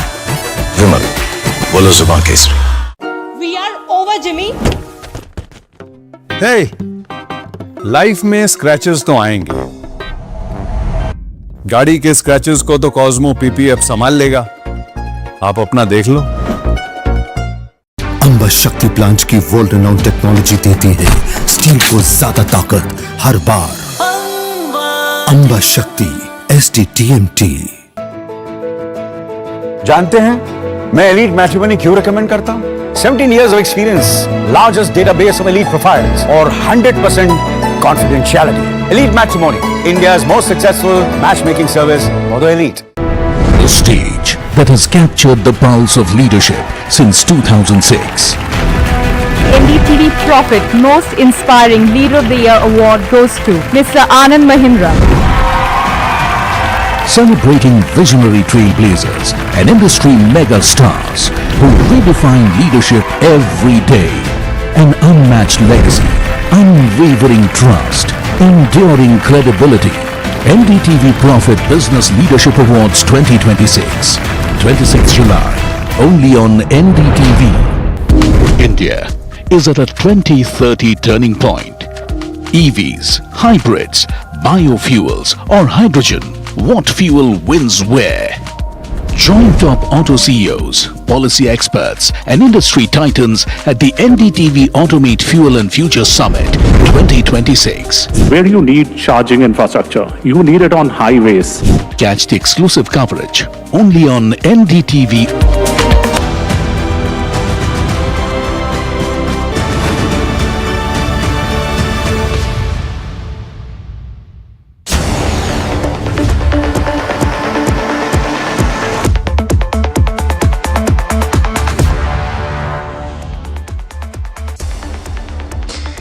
Welcome back. You're watching India Market Open. We're off the low point of the day, heading towards 23,950. Actually, we've crossed that mark in trade today. Pull up the intraday chart. We're significantly off the low point of the day and possibly heading towards the 24,000 mark. We'll see over the course of the morning whether that continues or whether we lose a little bit of ground. Of course, Dr. Reddy's Laboratories, one of the stocks that was under tremendous pressure today, is off the low point of the day, considerably so. In fact, it's gained as much as 4% from the low point.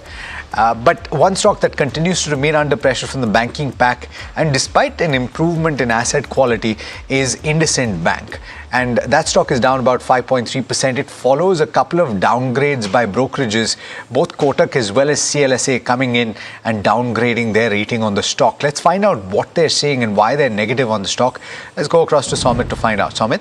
Basically, the run-up that we have seen in the share price of IndusInd Bank in the last 1 month is the major reason behind this downgrade.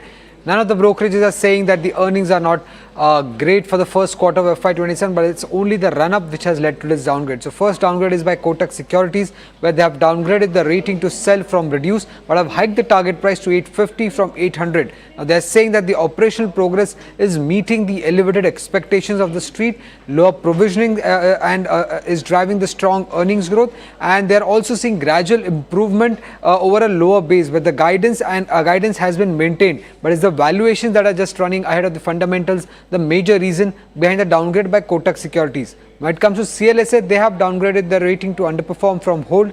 They have also hiked the target price to 925 from 850. They are saying that a better quarter, but still a long way from getting a return on asset of closer on 1%. They are saying that the NIIs are in line, asset quality has improved and has surprised positively. Loan growth has also been strong. They have also hiked their EPS estimates over FY27 to FY29 by around 1 to 3%, but they have downgraded the rating just because of the 17% run-up that we have seen in the share prices of IndusInd Bank in the last 1 month. So thank you so much for that, and that's the reason why 5% downtick coming in there. Vaibhav Sanghvi, CEO, Ask Head Solutions, also joins us to have a discussion in terms of what's happening with the markets right now. Vaibhav, welcome to the show. Always a pleasure to speak to you. You know, before we talk something broad-based, let's pick it up from an IndusInd Bank, from where Somit left it. And let's look at the entire space. You had a HDFC Bank as well. You have ICICI Bank, which has outperformed versus what the others have done in the private banking space. What is your view in terms of the private banks' earnings so far versus whatever the PSU banks have reported? I know SBI is yet to come, but how are you looking at the setup there? Thank you very much for having me on the show. And, with respect to your question in terms of the private banks, let's take a step back and see for the last 2 months when, from the steps which the government had taken in terms of the FCNR, ECB, and the GSEC reforms, I think we had a very positive sentiment around the overall private banks. In addition to that, if we see the pre-quarterly updates, I think those were factored in pretty much well by the street in assumption that the performance has kind of started to improve. The only disappointment which we've seen in some of those banks is basically the pressure or larger pressure than expected in terms of the net interest margins. While the other parameters continue to be stable and doing well, I think street somehow has got a little bit disappointed on that. And to add to it is basically the Middle East concerns which are coming about in terms of the oil prices back again, which is kind of, getting into an environment where it is slightly risk off, and because of which we are seeing some amount of pressure on all those names as well. Vaibhav, hi, morning, Alex here. So I just want to take that forward. So pressure on NIMs in the first quarter, okay, understandable. A couple have actually performed better than anticipated, and I guess those are the ones that are getting rewarded. But going forward as well, even if I look at an IndusInd Bank, if I look at an Axis Bank, if I look at maybe even a Kotak to a certain extent, the corporate lending has gone up, and that's understandable because from the perspective or the lens of the corporate, if they're looking at the bond market where they were raising funds, yields have gone up. So comparatively, bank funding is cheaper. And so we could well see that continue through FY27. So the point is that you could see further erosion in NIMs going forward, Vaibhav. So how does that change your view on the space? See, of course, the street is starting to discount some of it for sure, but I would only refrain from coming at that conclusion at this point in time. The reason being that most of the private banks would be the beneficiaries of the FCNR deposits as well. So what not only that will probably improve their credit deposit ratio, but at the same time would be a marginal cheaper in terms of the cost of borrowing. Now, also, those amount of deposits will be between 3 to 5 years, which is pretty steady and long-term money as well. So maybe I think I will just refrain from that view, at least for a quarter for now, and then probably will round up, post the next quarter results to see where we are. So let's wait and watch. I think this pressure, in our view, is a little transitory. I think it will start recovering from a quarter, after this. Vaibhav, overall, if you have to look at what's happening in the markets, do you think that the story or the narrative for the Indian markets is actually shifting from a capex-driven narrative to a consumption-driven narrative, and that's what the street is watching out for? See, I think in the shorter term or extremely shorter term, I think depending upon the price movement and the valuations, somewhere you may see those kind of rotation probably happening. But from when you look at from a medium to longer term perspective, I think manufacturing as a theme is likely to continue to do well over the next 3 to 5 years.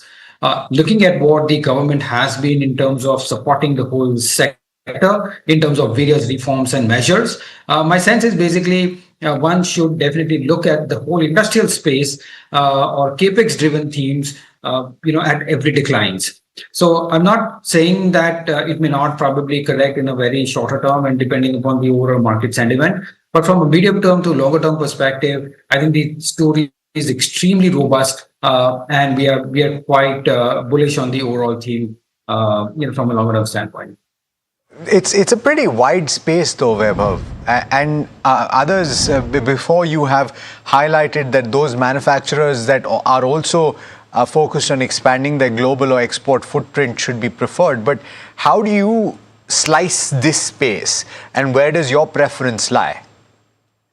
So, Alex, I think very interesting question. I think two parts to it. One, of course, as you mentioned, the exports, as a theme for sure. But at the same time, also what we are also looking for from a perspective of a supply chain in the data center theme. We all know that the data centers, which are currently close to about 1.5, 1.7 gigawatts, is likely to go more than 10 gigawatts within 4 to 5 years. And that is the kind of capex which is likely to happen, which is anywhere between 80 to 90 billion dollars. Then my sense is the whole supply chain within that, including switch gears, electrical equipments, probably diesel gensets, utilities, chillers, the whole space of that industrials is likely to do well, in the medium term. So, yes, exports is a theme, but accompanied by all of these, including the transformers, and is something which we really like from a manufacturing standpoint. Weber, you're talking about the positivity that you have, the segments, which you're betting big on. However, if you have to look at the next 2 years, would you choose between earnings growth or valuation re-rating? What would be the key drivers to get returns in the next 2 years? So in our view, earnings growth is paramount. And when you see earnings growth, then valuation re-rating kind of follows in some sense. So we will be focused on the earnings growth, which are the companies or sectors which are likely to deliver that, along with the overall sectoral tailwinds as well. So that would be our focus for the next 2 years at least. So let me ask you this. If you were to, at this moment, construct a portfolio, Vaibhav, or adjust the weights in your portfolio, what is the kind of weightage that you would give to each of the things that we've spoken about so far? So we've discussed financials, we've discussed industrials, we've discussed consumption as well.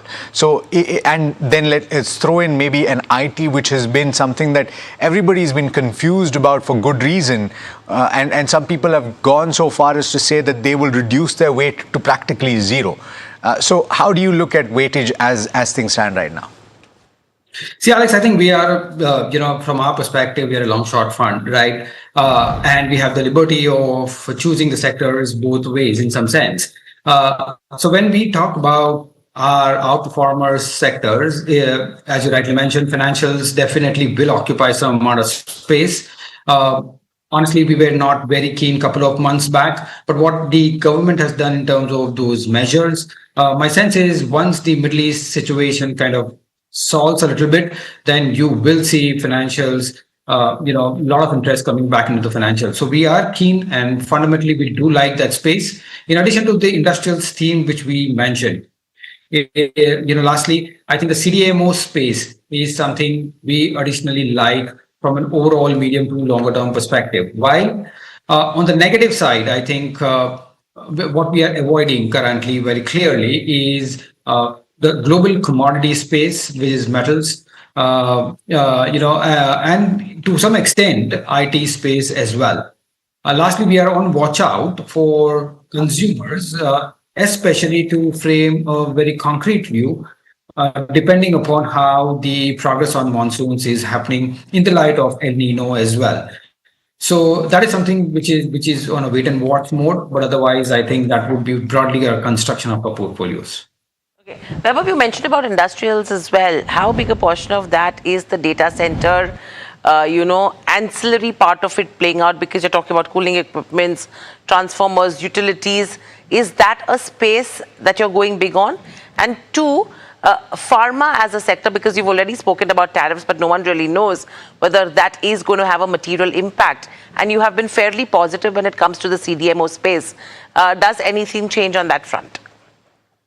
No, of course. Taking the second question first, I think the CDMO space, I think we are more enthused from the medium to longer term kind of opportunity in the wake of Biosecure Act. And you are seeing, on ground incremental RFQs kind of on a continuous basis kind of coming about. So we do like that space. The companies are doing capex, are only reflecting the confidence of the upcoming growth, coming within them.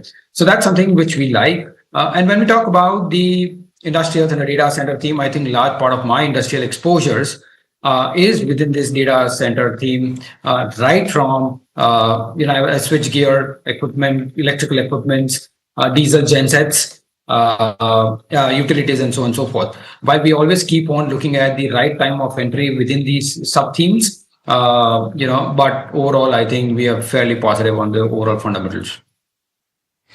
Okay. How much of your view, Vaibhav, will change based on macro at this moment? And I know that for a bottom-up stock investor, peripheral knowledge of macro, and some people even scoff at it. How much are you talking about macro? But let's face it, ultimately, if crude oil is at $95 to the barrel, that is ultimately going to bleed through into inflation, and then consumption has a bearing on consumption. So how much of your direction or your decision making will depend on macro? Of course, I think a lot of importance is something which we give or weightage we will give to the overall macros as well. Now, over the last 2 years, in some way and fashion, while the companies have continued to deliver, because of what's happening from a macro standpoint, especially from the geopolitical standpoint, we've not seen much of interest coming to India as compared to the other global economies, especially on the AI theme. So what we do focus heavily is on the relative positioning of India within the global markets and especially within the emerging markets. And that is how we do take a call on our active long and short or our net exposures on an overall basis. So yes, that forms a very critical and an important part of our portfolio decision making approach. So macro is also a key component that one should be watching out for. But thank you, Weber, so much for joining in. It's always a pleasure to speak to you as well. But moving on, let's just quickly address the markets right now, because there is that mild recovery that we're seeing as well from where we actually opened up. There you go. From the day's lowest levels, we're still under pressure, but we've reclaimed that 23,950 mark right now. So that's a positive. And everyone's been of the opinion that if we are able to sustain above 23,900, that's when you should be starting to take decisive bets as well. Let's just quickly pull up Bank Nifty on the screens as well and see if that recovery is coming in there, or is that the one which is actually not letting Nifty 50 recover. There you go. Not that much, 0.5% downtick coming in terms of Bank Nifty. However, OMCs are in focus. One, on the back of earnings, and two, with what's happening in terms of crude prices. HPCL, BPCL, two stocks on our radar. Somit is joining us to tell us more. Somit, a recovery in terms of BPCL, 0.5% up move coming in there. And if you have to look at HPCL as well, what do you make of the numbers? What do you think that the street is looking at? And two, in terms of the way crude prices are panning out, I think the investors are going to be confused. Well, what investors are looking at is just the movement in crude oil prices. Crude is at $95, $96, and that will be negative for the oil marketing companies, and hence they are down in trade. It's not an earnings reaction, it's just a crude movement reaction. But when it comes to earnings, BPCL numbers were actually much better compared to what the analysts were expecting, and the flip side, HPCL numbers were on the weaker side. Now, loss was expected by both the oil marketing companies. In fact, IOCL will also report a loss, and this loss was largely expected because of a weaker marketing segment in the first quarter of FY27. Because of higher crude oil prices, the marketing margins on petrol and diesel were deep in red, and that's the reason the EBITDA was expected to be in the negative side. Now, BPCL's EBITDA loss came in at just 4,080 crore rupees. Analysts were expecting this number to be close to 13,700. PAT loss came in at just 4,000 crore as against estimate of close to 12,600 crore. For HPCL, on the other hand, the EBITDA loss came in at close to 16,000 crore rupees, much more than what the analysts were expecting, at close to 12,600, while the PAT loss was largely in line with the street estimates. Now, what worked for BPCL? The beat was largely on the back of higher refining margins, lower expenditure, and lower inventory losses in the first quarter. And apart from that, there was a forex gain as well of 350 crore rupees for BPCL, which worked out for them. Debt increase was expected but was very limited at just 6,920 crore rupees on a Q-on-Q basis. While on the other hand, for HPCL, if you look at, given the fact that they have higher earnings still towards marketing segment, the losses were much more compared to what the street was expecting. GRMs came in at around $23.8 per barrel as against $14. Now, this is an improvement on a Q-on-Q basis, but compared to analyst estimates, this is still lower. And debt, that saw a sharp jump. It increased by nearly 25,000 crore rupees on a sequential basis to close to 72,600, which also led to higher earnings costs and also weighed on the overall financials of HPCL in the first quarter.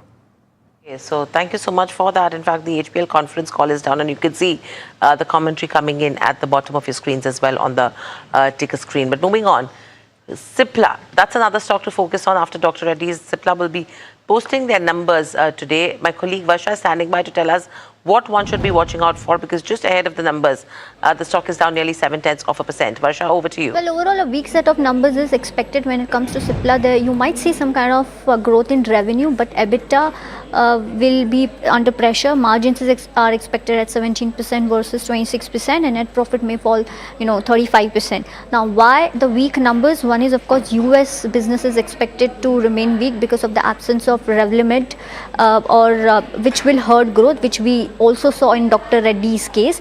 And there will be no meaningful lanreotide, which is an hormonal drug, contribution this quarter. And US sales are estimated between $150 to $173 million. India continues to be growth driver, is expected to grow at around 11 to 15%. Respiratory portfolio will be strong for the company, and the consumer health will also continue to do well. Margins will be under pressure because of absence of high margin Revlimid, which will actually hurt the margins. Revlimid is nothing but a cancer drug that all the companies were into.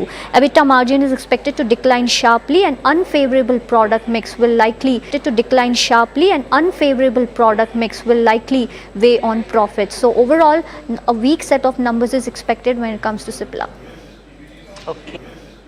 Okay, so thank you so much for that. 0.6% lower is what you're seeing on the counter ahead of numbers. All of this excitement one way, Alex. The other excitement that all of us have been talking about is what's going to happen this Sunday. Really?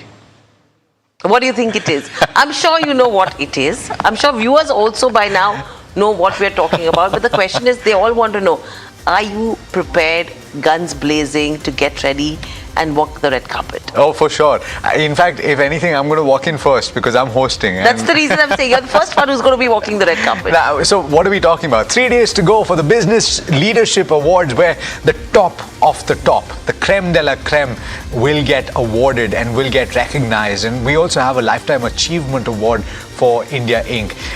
There's so much that's going to take place this Sunday. We've got the finance minister coming over. We've got the who's who that make waves on Dalal Street every time they speak. Yeah, you're talking about innovators, disruptors, value creators, visionaries who've actually shaped and are going to shape the next decade from here on. Yeah, and some of those metrics that decide those winners, it's not just people that have stood out on innovation and technology and everything else. It's important to also have created wealth for investors, that is you. I'm sure that you're excited to find out who the winning list is. And in fact, that is exactly what you will find out. Just days now to go, as we pointed out, 3 days for the Business Leadership Awards of 2026 after a gap of 13 years. We're ready for that big reveal. A trophy that is a striking expression of ambition in motion. It's been conceived by internationally acclaimed designer Mukul Goyal. That trophy, of course, embodies growth, transformation and aspiration, captures the relentless pursuit of excellence that defines great leadership. Here's a look at the inspiration and the craftsmanship behind the making of the NDTV Business Leadership Awards trophy.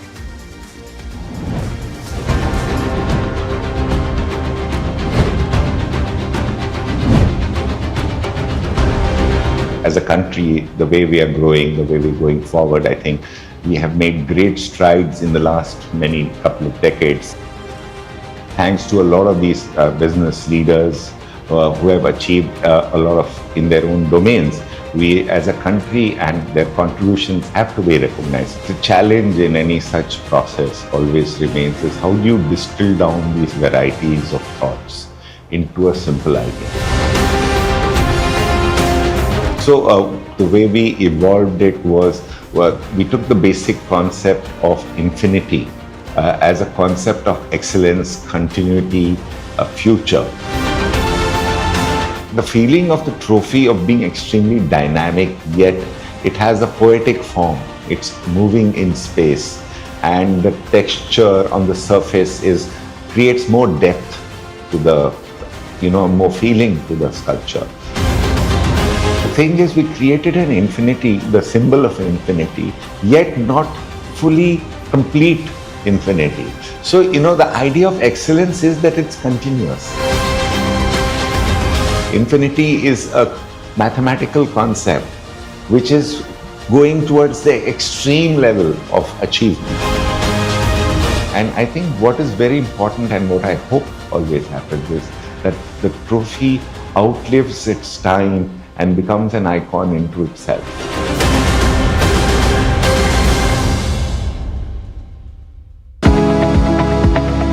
Superstar Stocks of the Day, presented by Tata Azura. हर रास्ते का superstar.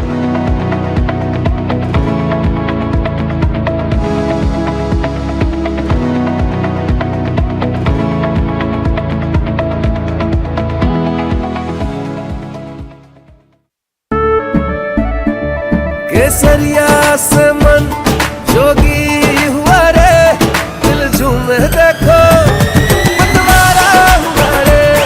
केसरिया से मन जोगी हुआ. हर पल मनाओ केसरी त्योहार. विमल, बोलो जुबान केसरी. We are over, Jimmy. Hey, life में स्क्रैचेस तो आएंगे. गाड़ी के स्क्रैचेस को तो कॉस्मो पीपीएफ संभाल लेगा. आप अपना देख लो. अंबा शक्ति प्लांट की वर्ल्ड रेनाउंड टेक्नोलॉजी देती है स्टील को ज्यादा ताकत हर बार. अंबा शक्ति SDTMT. जानते हैं मैं एलीट मैट्रिमोनी क्यों रिकमेंड करता हूं? 17 years of experience, largest database of elite profiles, और 100% confidentiality. Elite Matrimony, India's most successful matchmaking service for the elite.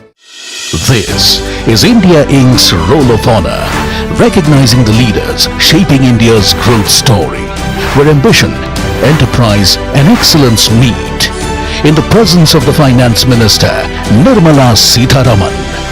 NDTV Profit Business Leadership Awards, 26 July on the NDTV network. India is at a 2030 turning point. EVs, hybrids, biofuels or hydrogen, what fuel wins where? Join top auto CEOs, policy experts and industry titans at the NDTV Automate Fuel and Future Summit 2026. Where you need charging infrastructure, you need it on high.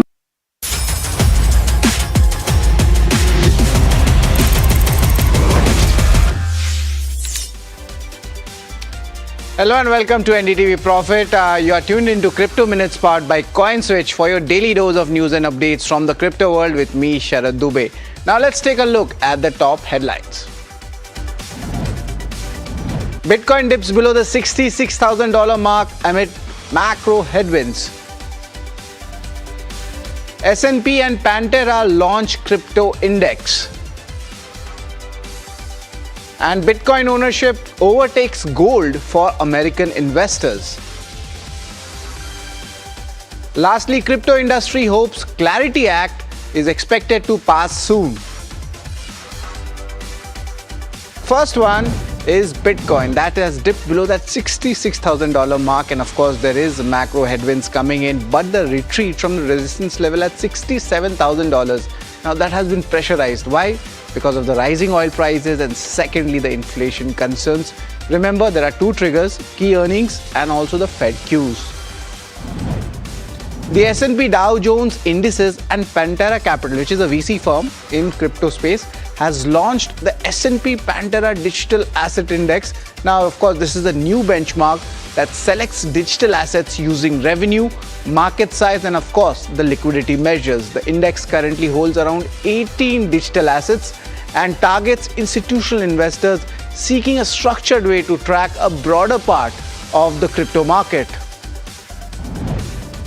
Interestingly, Bitcoin has overtaken gold as the preferred hard asset amongst the American investors. As per a report by Bitcoin financial services firm River, 49.6 million Americans, or 18.6% of the total adult population, now own Bitcoin compared to just 28.8 million, or 10.8% of those who hold just gold. Now this shows the growing acceptance in retail for crypto. And lastly, the crypto leaders expect Digital Asset Market Clarity Act to be passed. Now, they have cited that Ripple's institutional momentum is already coming out. It is a proposed US federal bill which is designed to regulate crypto and blockchain tokens. Remember, the critical deadline for this act is August recess. That means around the first week of August, it is expected that this Clarity Act would be passed, and this would actually give a very important regulatory push, especially for the crypto ecosystem. And before we wrap, here's a quick check to the changes to the crypto prices over the last 24 hours. And largely, it's a narrow range move with a little bit of negative sentiment coming in. Bitcoin, Ethereum, XRP, Solana, all in the red. But remember, it's a very tight range. And if you are looking at the support resistance, it's between $64,000 to $67,000 when it comes to Bitcoin. Well, time now to take a look at the crypto strategy for the day. Here's what's there to keep in mind. Looking at the overall crypto strategy, the market outlook is still cautious consolidation. Remember, there is a dip, but it's a healthy correction because the broader uptrend is still strong and giving a bullish sentiment. The support range becomes tight between that $63,000 to $65,000 mark. But remember, there is an overhang of global tensions and inflation fears is there. So 3 things to look out for: Fed cues, earnings, and Clarity Act. They remain the key triggers for the crypto space. Now, as we wrap, remember you can reach out to CoinSwitch's dedicated helpline where anyone can connect with the in-house experts to get their queries resolved.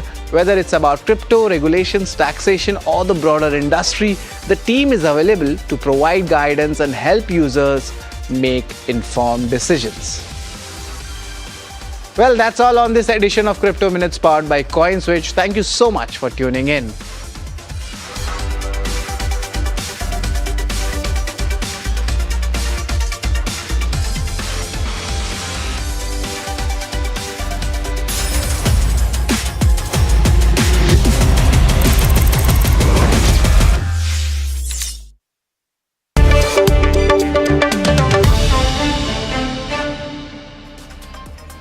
Let's focus on the earnings and coming in from the banking space. And IndusInd Bank is in focus as the company announces its quarterly numbers with asset quality improvement seen in the quarter. In fact, we are joined by Rajiv Anand, the MD and CEO of IndusInd Bank. Rajiv, always a pleasure to welcome you on NDTV Profit. Now, my first question to you, Rajiv, what is it that the street does not seem to like? The stock has been punished in trade over 4% down. That's not a question for me to answer. What I have control on is how I manage my business. I leave it to the markets on how they want to react on a day-to-day basis. Right, so even if the brokerage reports have really given an upgrade because you are at the cusp of a reversal and a turnaround with wholesale book also showing promising results, what is the trajectory and the guidance you want to give for the rest of this financial year, Rajiv, for the stakeholders to have much more comfort in the valuations of the stock? So Nisha, what we've been saying is that this is the year. And in a sense, this is the quarter of where this is the inflection point for us. A lot of the repair work that we undertook last year is behind us and now really focused on growth. 27 is all about getting back to market level growth and be able to deliver 1% ROA on an exit basis in the current year. And that's what we are really focused on. YOY comparisons are, there's a lot of noise in the denominator currently. And so therefore, if you look at it on a Q1Q basis, we've seen growth both on the assets and liabilities side. There's a lot of work that's already beginning to happen on some of the other engines of growth. The traditional retail assets, for example, disbursements are up 16% on a Q1Q basis, which means that while the book is flat, for the current quarter, we will see the book begin to grow, which is really credit cards, personal loans, business loans, home loans, gold loans, etc. I mean, I think that whole engine is now being refurbished and is ready for growth.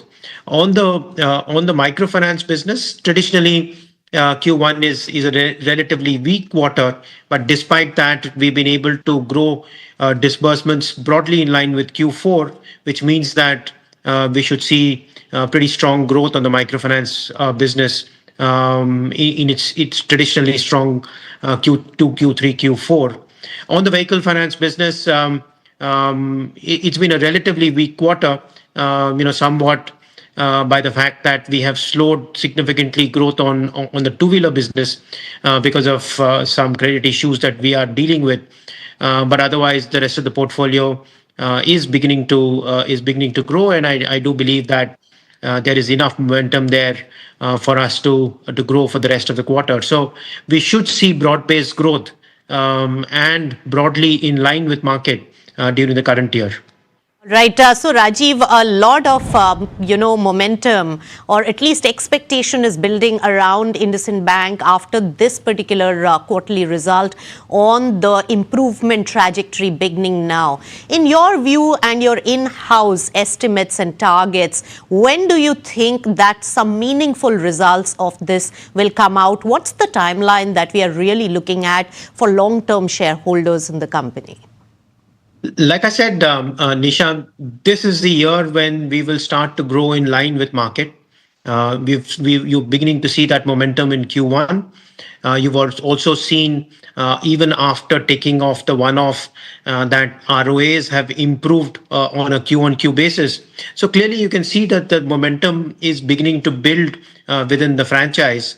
There are enough engines for us to grow. From an asset perspective, there's a lot of fee income that we are currently either under delivering or not delivering at all, and I think some of those there is work that is happening around that as well, and there is continued cost optimization that we are working on. So really, it's across the entire ROA tree. Yes. That work is happening, and to superimpose market level growth. Right. I do believe that the exit position that IndusInd Bank will have at the end of 2027 will then position us to be able to dominate in our focus areas from 28 onwards. Right. So, Rajiv, of course, ROA target of 1% for this fiscal is something to watch out. Us to be able to dominate in our focus areas from 28 onwards. Right. So, Rajiv, in your commentary, but your NIMs are down by 4 bips, and also you have given an outlook that you'll see pressure in Q2. Can you elaborate, and what will push up the NIMs? Because I think that is something that the market is most sensitive about from the banking space now. So I think let me break this into two parts. The short term, we have said that we will get about 3.6% of the total inflows on the FCNRB side. And so therefore, to that extent, it does take a little bit of time before we deploy this large pool of savings that will come in.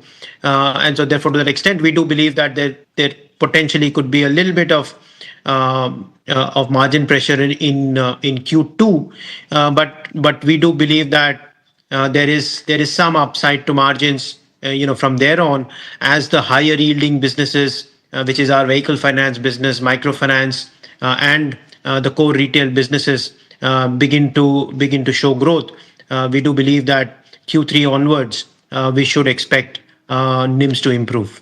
Right. But I do believe that, if I can just add, I think the focus that we have really is on ROA, meaning that we are optimizing for ROA. So there may be some businesses which are relatively lower NIM businesses, but if they are coming to us at lower OPEX and lower credit costs such that it does not dilute ROA, we are quite happy to build those businesses as well. All right, your MF area book is also improving. So by Q3, there will be margin improvement that is being seen that you have guided. But funding is a raw material for any bank and financial institution, Rajiv, and many of the mid-cap financial services as well as banks have really attracted a lot of deep-pocketed strategic players and financial investors.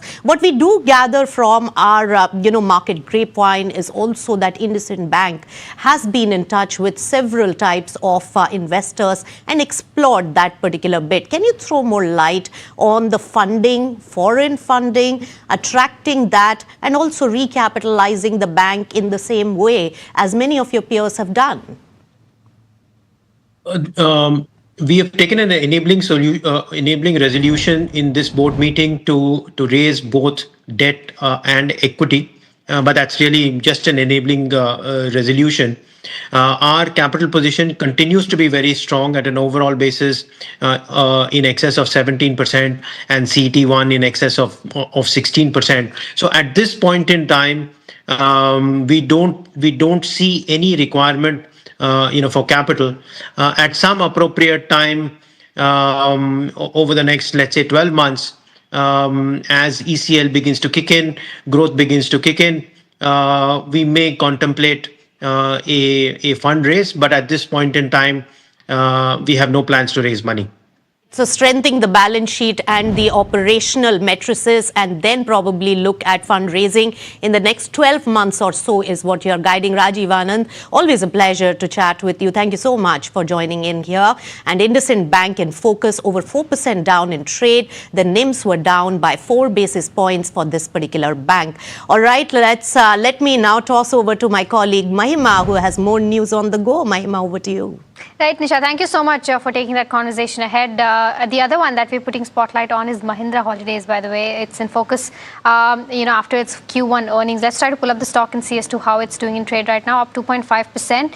Overall, in terms of operational metrics, they've improved, on a strong footing. But I think the transformative journey that's still underway is kind of putting pressure on margins and profitability as well. But to, understand as to what lies ahead for FY27 and how things are shaping up with the company, we're now joined by Manoj Bhatt, who's the MD. And transformative journey that's still underway is kind of putting pressure on margins and profitability as well. But to, understand as to what lies ahead for FY27 and how things are shaping up with the company, we're now joined by Manoj Bhatt, who's the MD and CEO of Mahindra Holidays, joining us now. Manoj, thank you so much for taking out the time. Mahima this side. I think my first question proved a lot this quarter, but there is also a transformative journey which is underway for Mahindra Holidays. Just want to get a sense for FY27. What are the kind of timelines that you've set for this transformation? And considering that, how much of your overall cost pressure should impact your margins as well as your bottom line? Thank you, Mahima, and good morning to all the viewers. And you're right, I think absolutely right. I think we had articulated a transformation journey which was built on 3 elements. One is scale, which is we had said we'll reach 10,000 keys by F30. Second was about looking at our portfolio and talking about how do we really upscale the portfolio overall. And third is about, how do we change the membership model and move towards more premium and focused on creating more of a pull product. I think these are the 3 elements. So as I talk about each one of them, let me first talk about growth. And as you know, last year we added about 1,000 keys, but we also gave up about 500, 600 keys, which were of quality which we felt was not meeting our quality levels which we desire. This year again, we will add about 1,000 keys plus and add about 7 or 8 resorts. And to me, this is something which I think kind of denotes the kind of journey we are on scaling. We'll also give up about 600, 700 keys again. And hopefully with that, I think the portfolio should be at an acceptable level of higher quality, which we desire. talking about this particular quarter, of course, we have exited about 300 odd keys in this quarter, which is why you see some of the room counts going down. But if I look at the next 3 quarters, I think right now we shortly expect something to open in Goa. We shortly expect 2 more resorts to open in Maharashtra, and then we're looking at Rajasthan. So again, the next 2